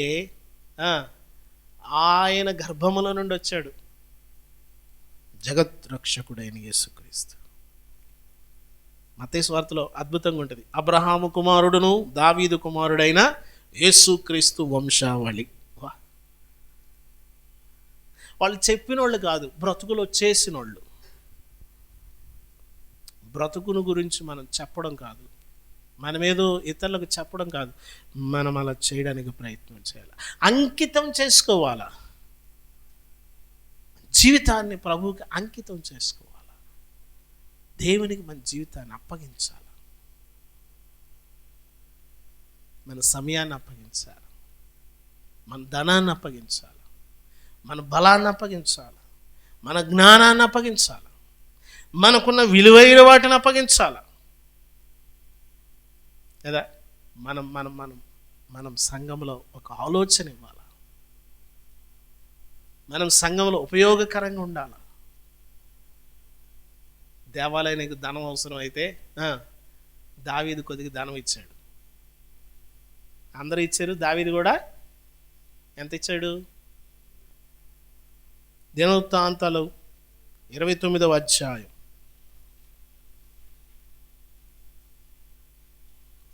1 దినవృత్తాంతాలు 29 మొదటి నుండి.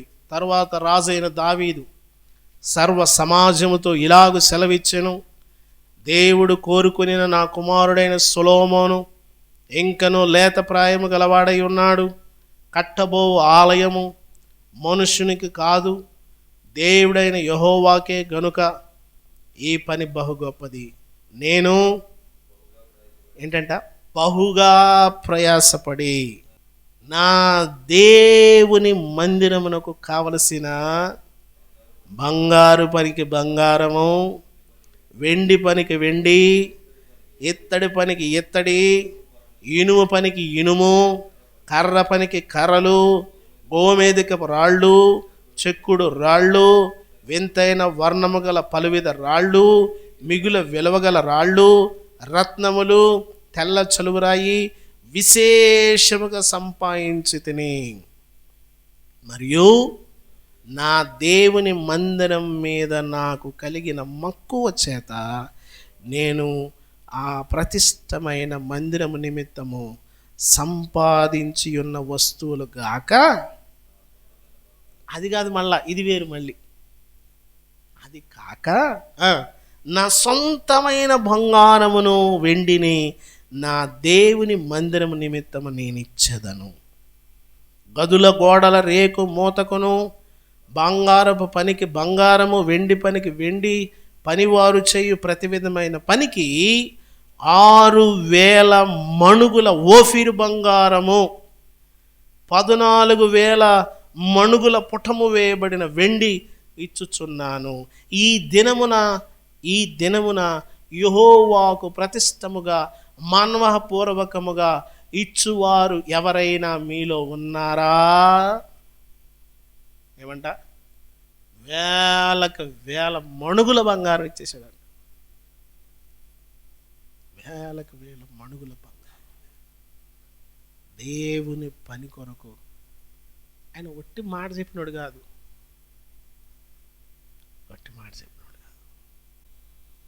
ఇతరులకు చేయి చాచే మనసు నీకు ఉండాలి. అంకితము చేసుకోవడం, పరిశుద్ధతకు అర్థం ఏమిటంటే, ఇదిగో నిన్ను నీవు ప్రతిష్ఠించుకోవడం, నిన్ను నీవు ప్రత్యేకపరచుకోవడం, నిన్ను నీవు దేవునికి అంకితం చేసుకోవడం. మాటతో కాదు, నాలుకతో కాదు. ఏమండి, 4వ విషయం చూద్దాం. చూడండి, 4వ విషయం యోహాను సువార్త 17వ అధ్యాయం. యోహాను సువార్త 17వ అధ్యాయం.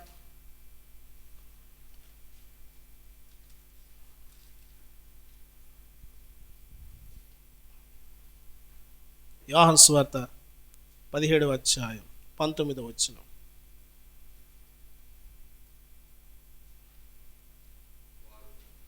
వారును సత్యమునందు ప్రతిష్ఠ చేయబడినట్లు వారి కొరకై నన్ను ప్రతిష్ఠ చేసుకొనుచున్నాను. లేకపోతే పవిత్రపరచుకుంటున్నాను. ఇతరుల కొరకు మనం పాడైపోవడం కాదు, మనల్ని పవిత్రపరచుకోవాలి. ఇతరుల కోసం నేను వాళ్ళ గురించే చెడిపోయానండి అంటారు. ఎవరి గురించి? వాళ్ళ గురించి వాళ్ళ గురించి చెడిపోయామండి మేము, వాళ్ళు వచ్చాక మేము పాడైపోయామండి అంటారు. వాళ్ళు వచ్చాక చెడిపోవడం, వాళ్ళ దగ్గరికి వెళ్ళాక చెడిపోవడం కాదు, వాళ్ళ దగ్గరికి వెళ్ళాక నువ్వు బాగుపడాలి, వాళ్ళని బాగుపరచాలి కదా. వాళ్ళ దగ్గరికి వెళ్ళాక మేము పాడైపోయామండి అంటారు. ఎందుకంత పాడైపోయావు, ఎందుకంత పాడు చేసుకున్నావు అన్నాడు. అక్కడ కింద ఒక మాట చూడండి, పరిశుద్ధత అనగా ఇంకొక అర్థం ఏంటంటే సత్యము. పరిశుద్ధత అనగా అర్థం ఏంటంటే సత్యము వలన, సత్యముతో బ్రతకడం, సత్యముగా జీవించడం. కెదేషు అనేటువంటి ఆశ్రయపురములోకి వెళ్ళేటువంటి వ్యక్తి సత్య సంబంధిగా ఉంటాడు, సత్యమును మాట్లాడేవాడిగా ఉంటాడు, సత్యము చెప్పేవాడిగా ఉంటాడు. కొంతమంది పేరే సత్యం.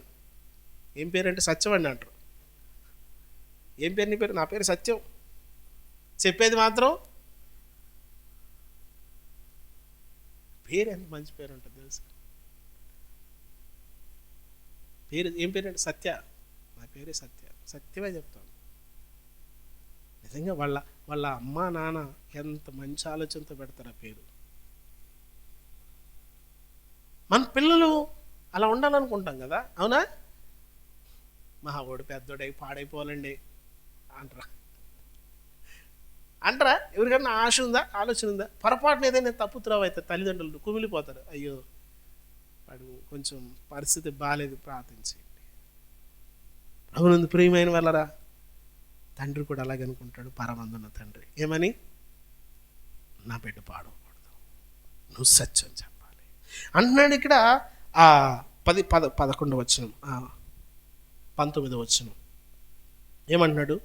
వారు చదవండి, 19వ వచనం చదవండి. వారు సత్యములో ప్రత్యేకమైన వారు, అది మాట.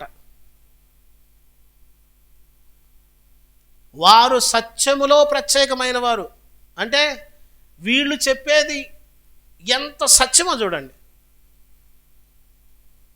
ఏమనుందా మాట? మళ్ళా చదవండి ఆ మాట. వారు సత్యములో ప్రతిష్ఠ చేయబడున్నట్లు వారి కొరకు నేను ప్రతిష్ఠ చేసుకుంటున్నాను నన్ను. సత్యములో సత్యం ఇచ్చు అసలు ఇప్పుడు సత్యాలు లేవు. దేవుని మీద ప్రమాణం చేసి చెప్పేదంతా అబద్ధమే. కొంతమంది ప్రమాణం చేస్తారు, సత్యం చెప్తున్నాను నీకు, నిజం చెప్తున్నాను నీకు. విచిత్రం ఏంటో తెలుసా? తల్లికి కూడా నిజం చెప్పరు కొంతమంది, తండ్రికి కూడా నిజం చెప్పరు.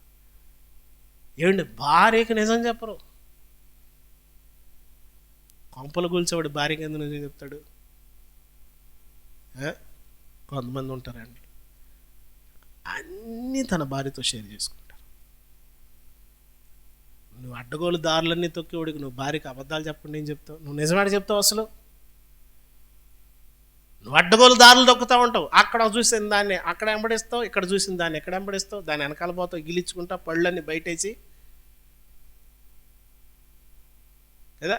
కొంతమంది ఎర్రగా బుర్రగా కనపడితే వెళ్ళిపోతూ ఉంటారు వెనకాలే. పొరపాటున ఎవరైనా అన్నారు అనుకో వెళ్ళిపోతారు.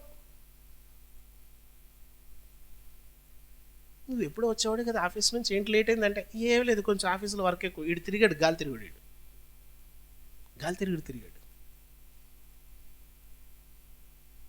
ప్రభునందు ప్రియమైన వాళ్ళు చాలామంది ఇలా ఉంటున్నారు. అంత మాత్రమే కాదు, ఇప్పుడు ఈ ఆన్లైన్ వచ్చేసాక మరీ దారుణం అయిపోయింది. నేను ఫేస్బుక్లో దేంట్లో చూస్తూ ఉంటే ఎవరు అంటున్నారు, ఖాళీగా ఉన్నావా?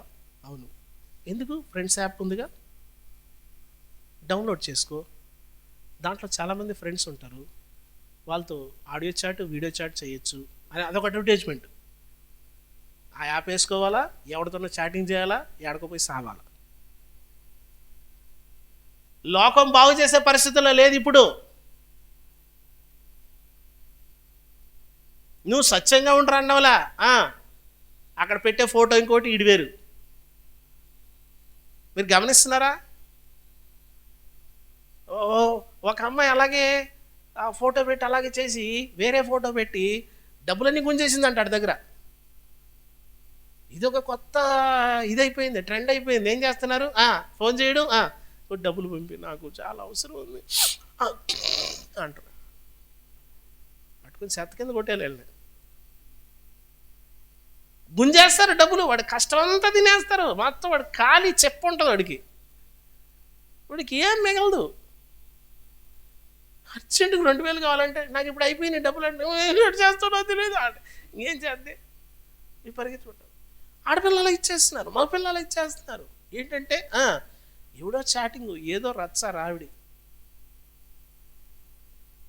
ఎరా డబ్బులు అయిపోయినట్టు, లేవు రాలేదు, పనులు లేవు అంటాడు. ఒరే వీడు మొత్తం తగలెట్టేశాడు. ఎక్కడో గేముల్లో తగలెట్టావా, లేకపోతే ఇంకో ధర తగలెట్టావా, ఇంకో పిల్లకి ఏమైనా ఇచ్చేసావా, పిల్లడికి ఇచ్చేసావా? సత్యం చెప్పాలి, వాదించాలి. ఏమని తెలుసా? నా బిడ్డ అబద్ధం చెప్పదు. ప్రభు ఏమంటున్నాడు తెలుసా? నా కుమారుడు నా కుమార్తె అబద్ధం చెప్పదు. ప్రభు మనల గురించి చెప్పే మాట ఏంటి నీ గురించి చెప్పే మాట ఏంటి? నీ గురించి ఏమంటాడు ప్రభు? నా బిడ్డ నాకు అబద్ధము చెప్పదు,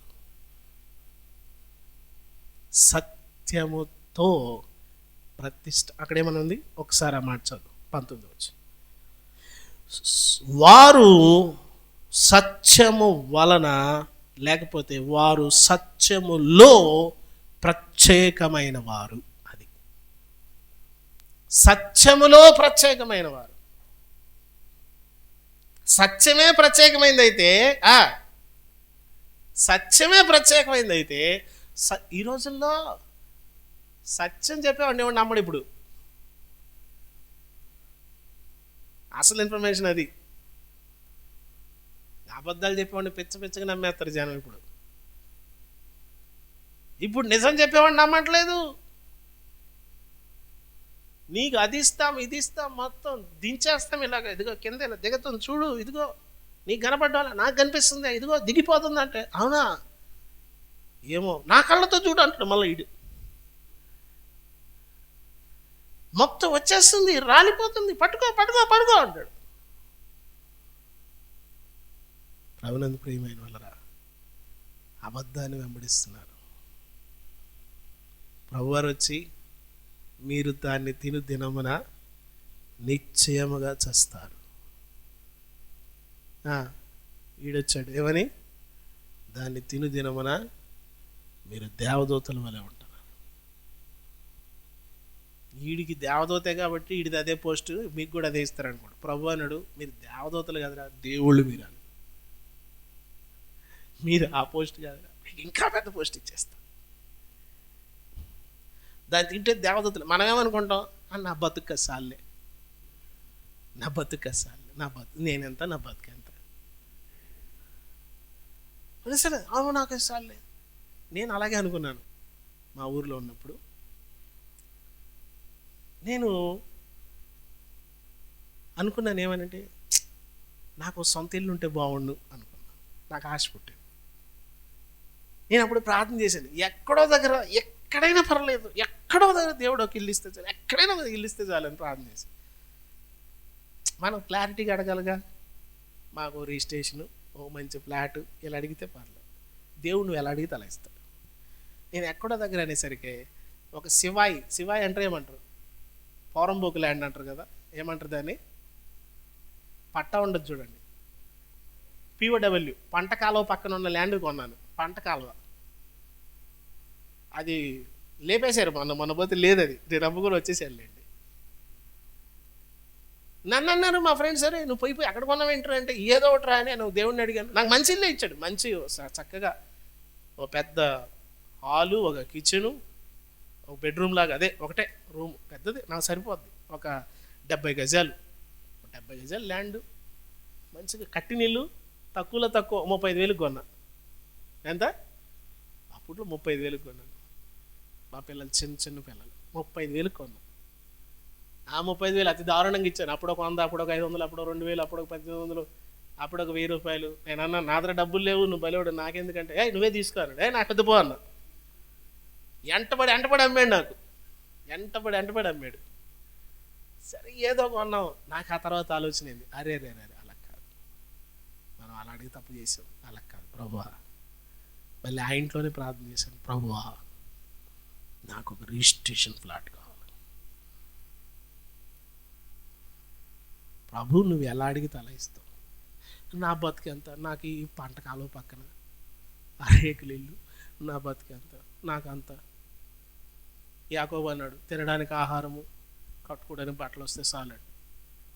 యాకోబు రిటర్న్ వచ్చేటప్పుడు యాకోబు మాట అంటాడు, చేతి కర్రతో దాటి తిని ఇప్పుడు 2 గుంపులు అయితే గుంపులుగా వచ్చాడు యాకోబు.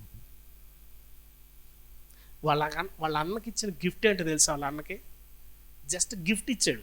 ఏమి ఇచ్చాడు చూడండి, ఊరికి యాకోబు ఇచ్చిన గిఫ్ట్ ఏంటో చూద్దాం. ఆదికాండంలో వాళ్ళ అన్నకి గిఫ్ట్ ఇచ్చాడు ఆయన.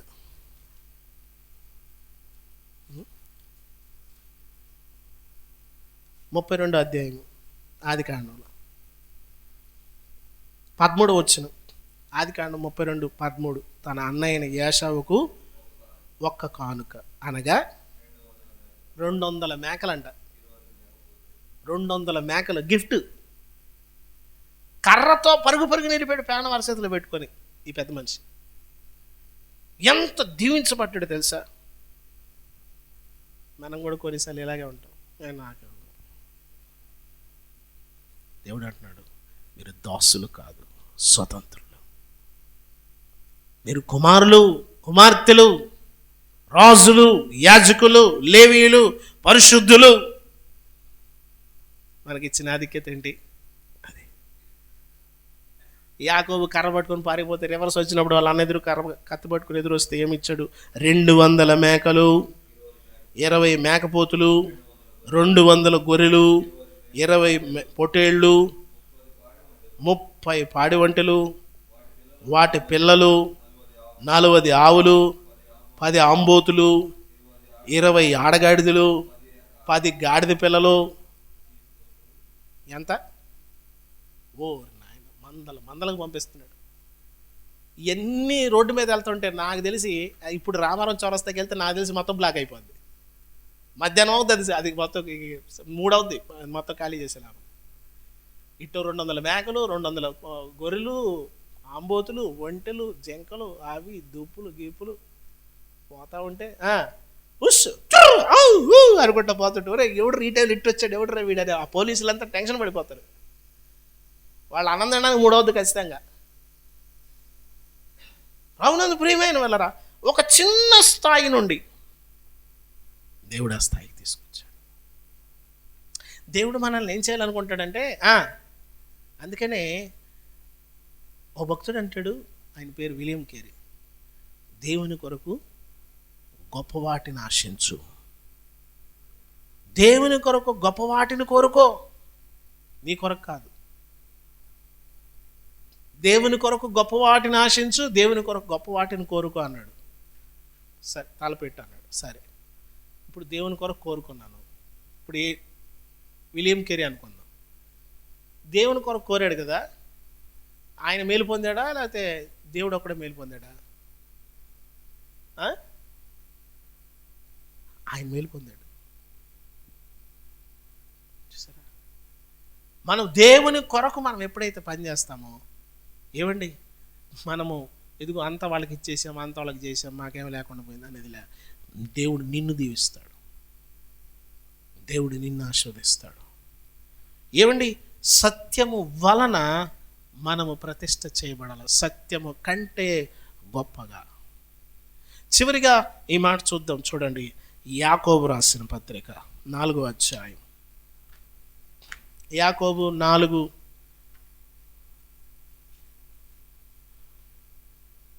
అధ్యాయము 8వ వచనాన్ని చూద్దాం. దేవుని యొద్దకు రండి, అప్పుడు ఆయన మీ యొద్దకు వచ్చును. పాపులారా, శుభ్రం చేసుకోండి. ఏమండి, ఇక్కడ చెప్పే మాట ఏంటంటే, 5వ విషయము శుభ్రపరచుకొనుట అంటున్నాడు. మీరు శుభ్రం చేసుకోండి, మిమ్మల్ని మీరు కడుక్కోండి. ఎక్కడ అవిధేయులయ్యారో, ఎక్కడ తప్పిపోయారో, ఎక్కడ తొలగిపోయారో, ఎక్కడ దూరమయ్యారో అంటున్నాడు. మిమ్మును మీరు ప్రతిష్ఠించుకోండి, శుభ్రం చేసుకోండి. ద్విమనస్కులారా, మీ హృదయాలను పరిశుద్ధపరచుకోండి. వ్యాకులపడండి, దుఃఖపడండి, ఏడవండి. మిమ్మల్ని మీరు శుభ్రం చేసుకోండి. ఒక వ్యక్తి జీవితంలో కలిగిన అపవిత్రత ఎలాగ శుభ్రం అవుతుందంటే, దేవుని సన్నిధిలో కన్నీరు కార్చడం, హృదయం పగలడం ద్వారా. హృదయం పగలాలి. ఏమండి, కొబ్బరికాయ ఎలా ఉంటుంది? ఒక కొబ్బరికాయ చెట్టు మీద నుంచి కొబ్బరికాయ దింపేవానికి ఎలా ఉంటుంది? గట్టిగా ఉంటుంది. కర్రతో కొడితే వస్తాయి నీళ్ళు. దానికి ఏం కావాలా? మంచి పదునైన కత్తి కావాలా. తగిలితే దెబ్బ దానికి ఉన్న పైన అది ఆ భాగం కదిలిపోద్ది. అప్పుడు నీళ్లు బయటకు వస్తాయి. హృదయం పగిలిన తర్వాత ఇదిగో మన కళ్ళలోనే నీళ్ళు వస్తాయి. మనం కన్నీరు కాచిన తర్వాత మన హృదయం శుభ్రమవుతుంది. ఏమండి, పరిశుద్ధత అనగా అర్థం ఏంటంటే, మనల్ని మనం శుద్ధి చేసుకున్నట. యేసుక్రీస్తు ప్రభు దగ్గరికి వెళ్ళినప్పుడు ఈ శుద్ధి కలుగుతుంది. యేసుక్రీస్తు ప్రభు దగ్గరికి వెళ్ళి అంకితం చేసుకున్నప్పుడు ఈ శుద్ధి కలుగుతుంది. ఇదిగో యేసుక్రీస్తు దగ్గరికి వెళ్ళి పవిత్రతలోకి మనం ప్రవేశించినప్పుడు శుద్ధి కలుగుతుంది, ప్రత్యేకించుకున్నప్పుడు శుద్ధి కలుగుతుంది, ప్రతిష్ఠించుకున్నప్పుడు శుద్ధి కలుగుతుంది. యేసుక్రీస్తు ప్రభు దగ్గరికి మనం వెళ్లకుండా మనల్ని మనం శుద్ధి చేసుకోవడం సాధ్యపడదు. అందుకనే ఇదిగో రండి అంటున్నాడు కదా, ఆ మాట దాంతో ప్రారంభించాడు. ఏమని? దేవుని యొద్దకు రండి. దేవుని యొద్దకు రావాలి, ఆయన సన్నిధికి వెళ్ళాలి. ఏమండి? ఇదిగో దేవుని యొద్దకు రండి, ఆ కెదేషు దగ్గరికి రండి అన్న పిలుపుకి వారు పరిగెత్తుకుంటా ఆ పొరపాటును పాపం చేసిన వాడు దానిలోకి వెళ్ళాడు. దానిలోకి వెళ్ళాక ఏమయ్యాడు? ఆ వ్యక్తి పరిశుద్ధుడయ్యాడు, లేవీడైపోయాడు. విచిత్రం, ఆ వ్యక్తి లేవీడైపోయాడు.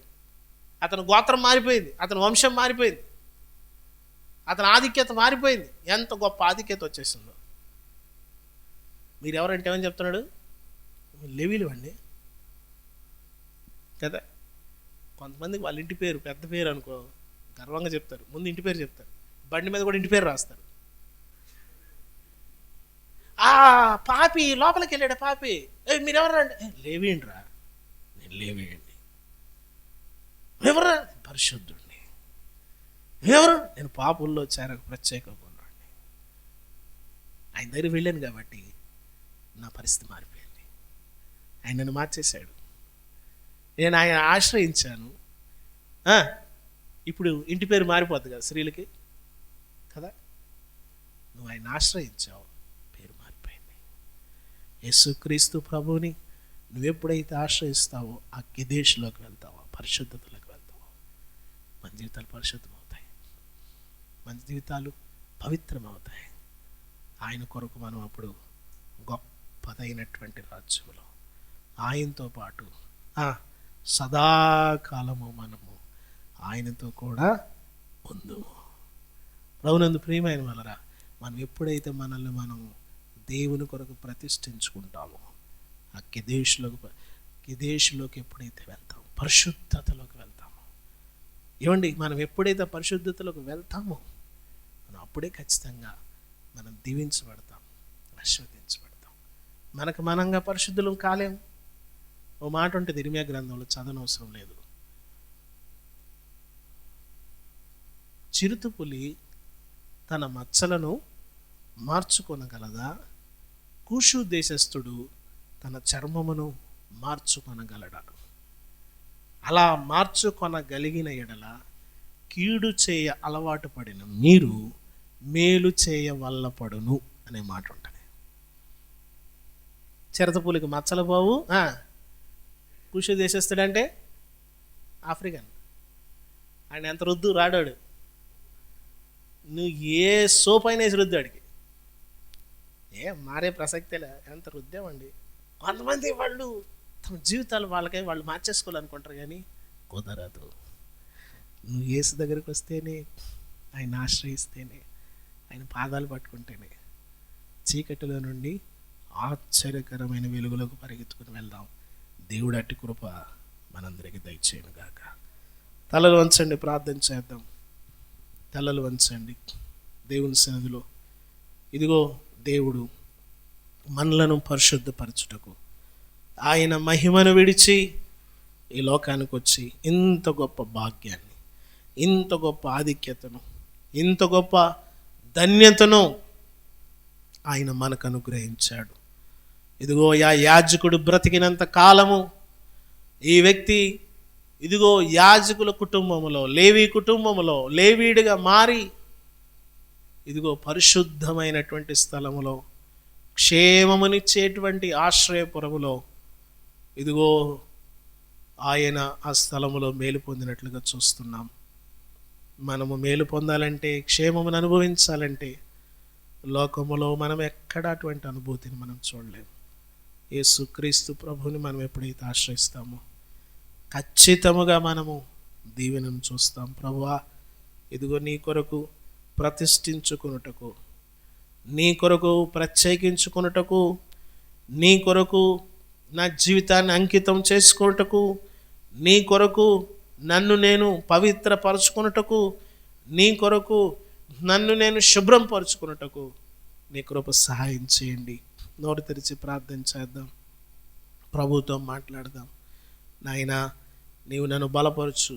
నాయనా, నీ కొరకు ఆ పాదమస్తకం నేను అప్పగించుకొని నీ కొరకు సాక్షిగా సాగిపోయే భాగ్యాన్ని నాకు దయచేయండి నాయనా అని ప్రార్థన చేసుకుందాం. ప్రేమ కలిగిన తండ్రి, పరిశుద్ధుడా, మహోన్నతుడా, జీవాధిపతి, ఘనమైన మా స్వామి, మీ పరిశుద్ధమైన పాదములకు వందనాలు. ఇదిగో మమ్మల్ని క్షేమమునిచ్చే స్థలంలో, ఆశ్రయపురంలో, పరిశుద్ధత అనేటువంటి కెదేశులోకి మమ్మల్ని తీసుకుని వచ్చుటలో దేవా, నీవెంత గొప్ప త్యాగమును చేశావు.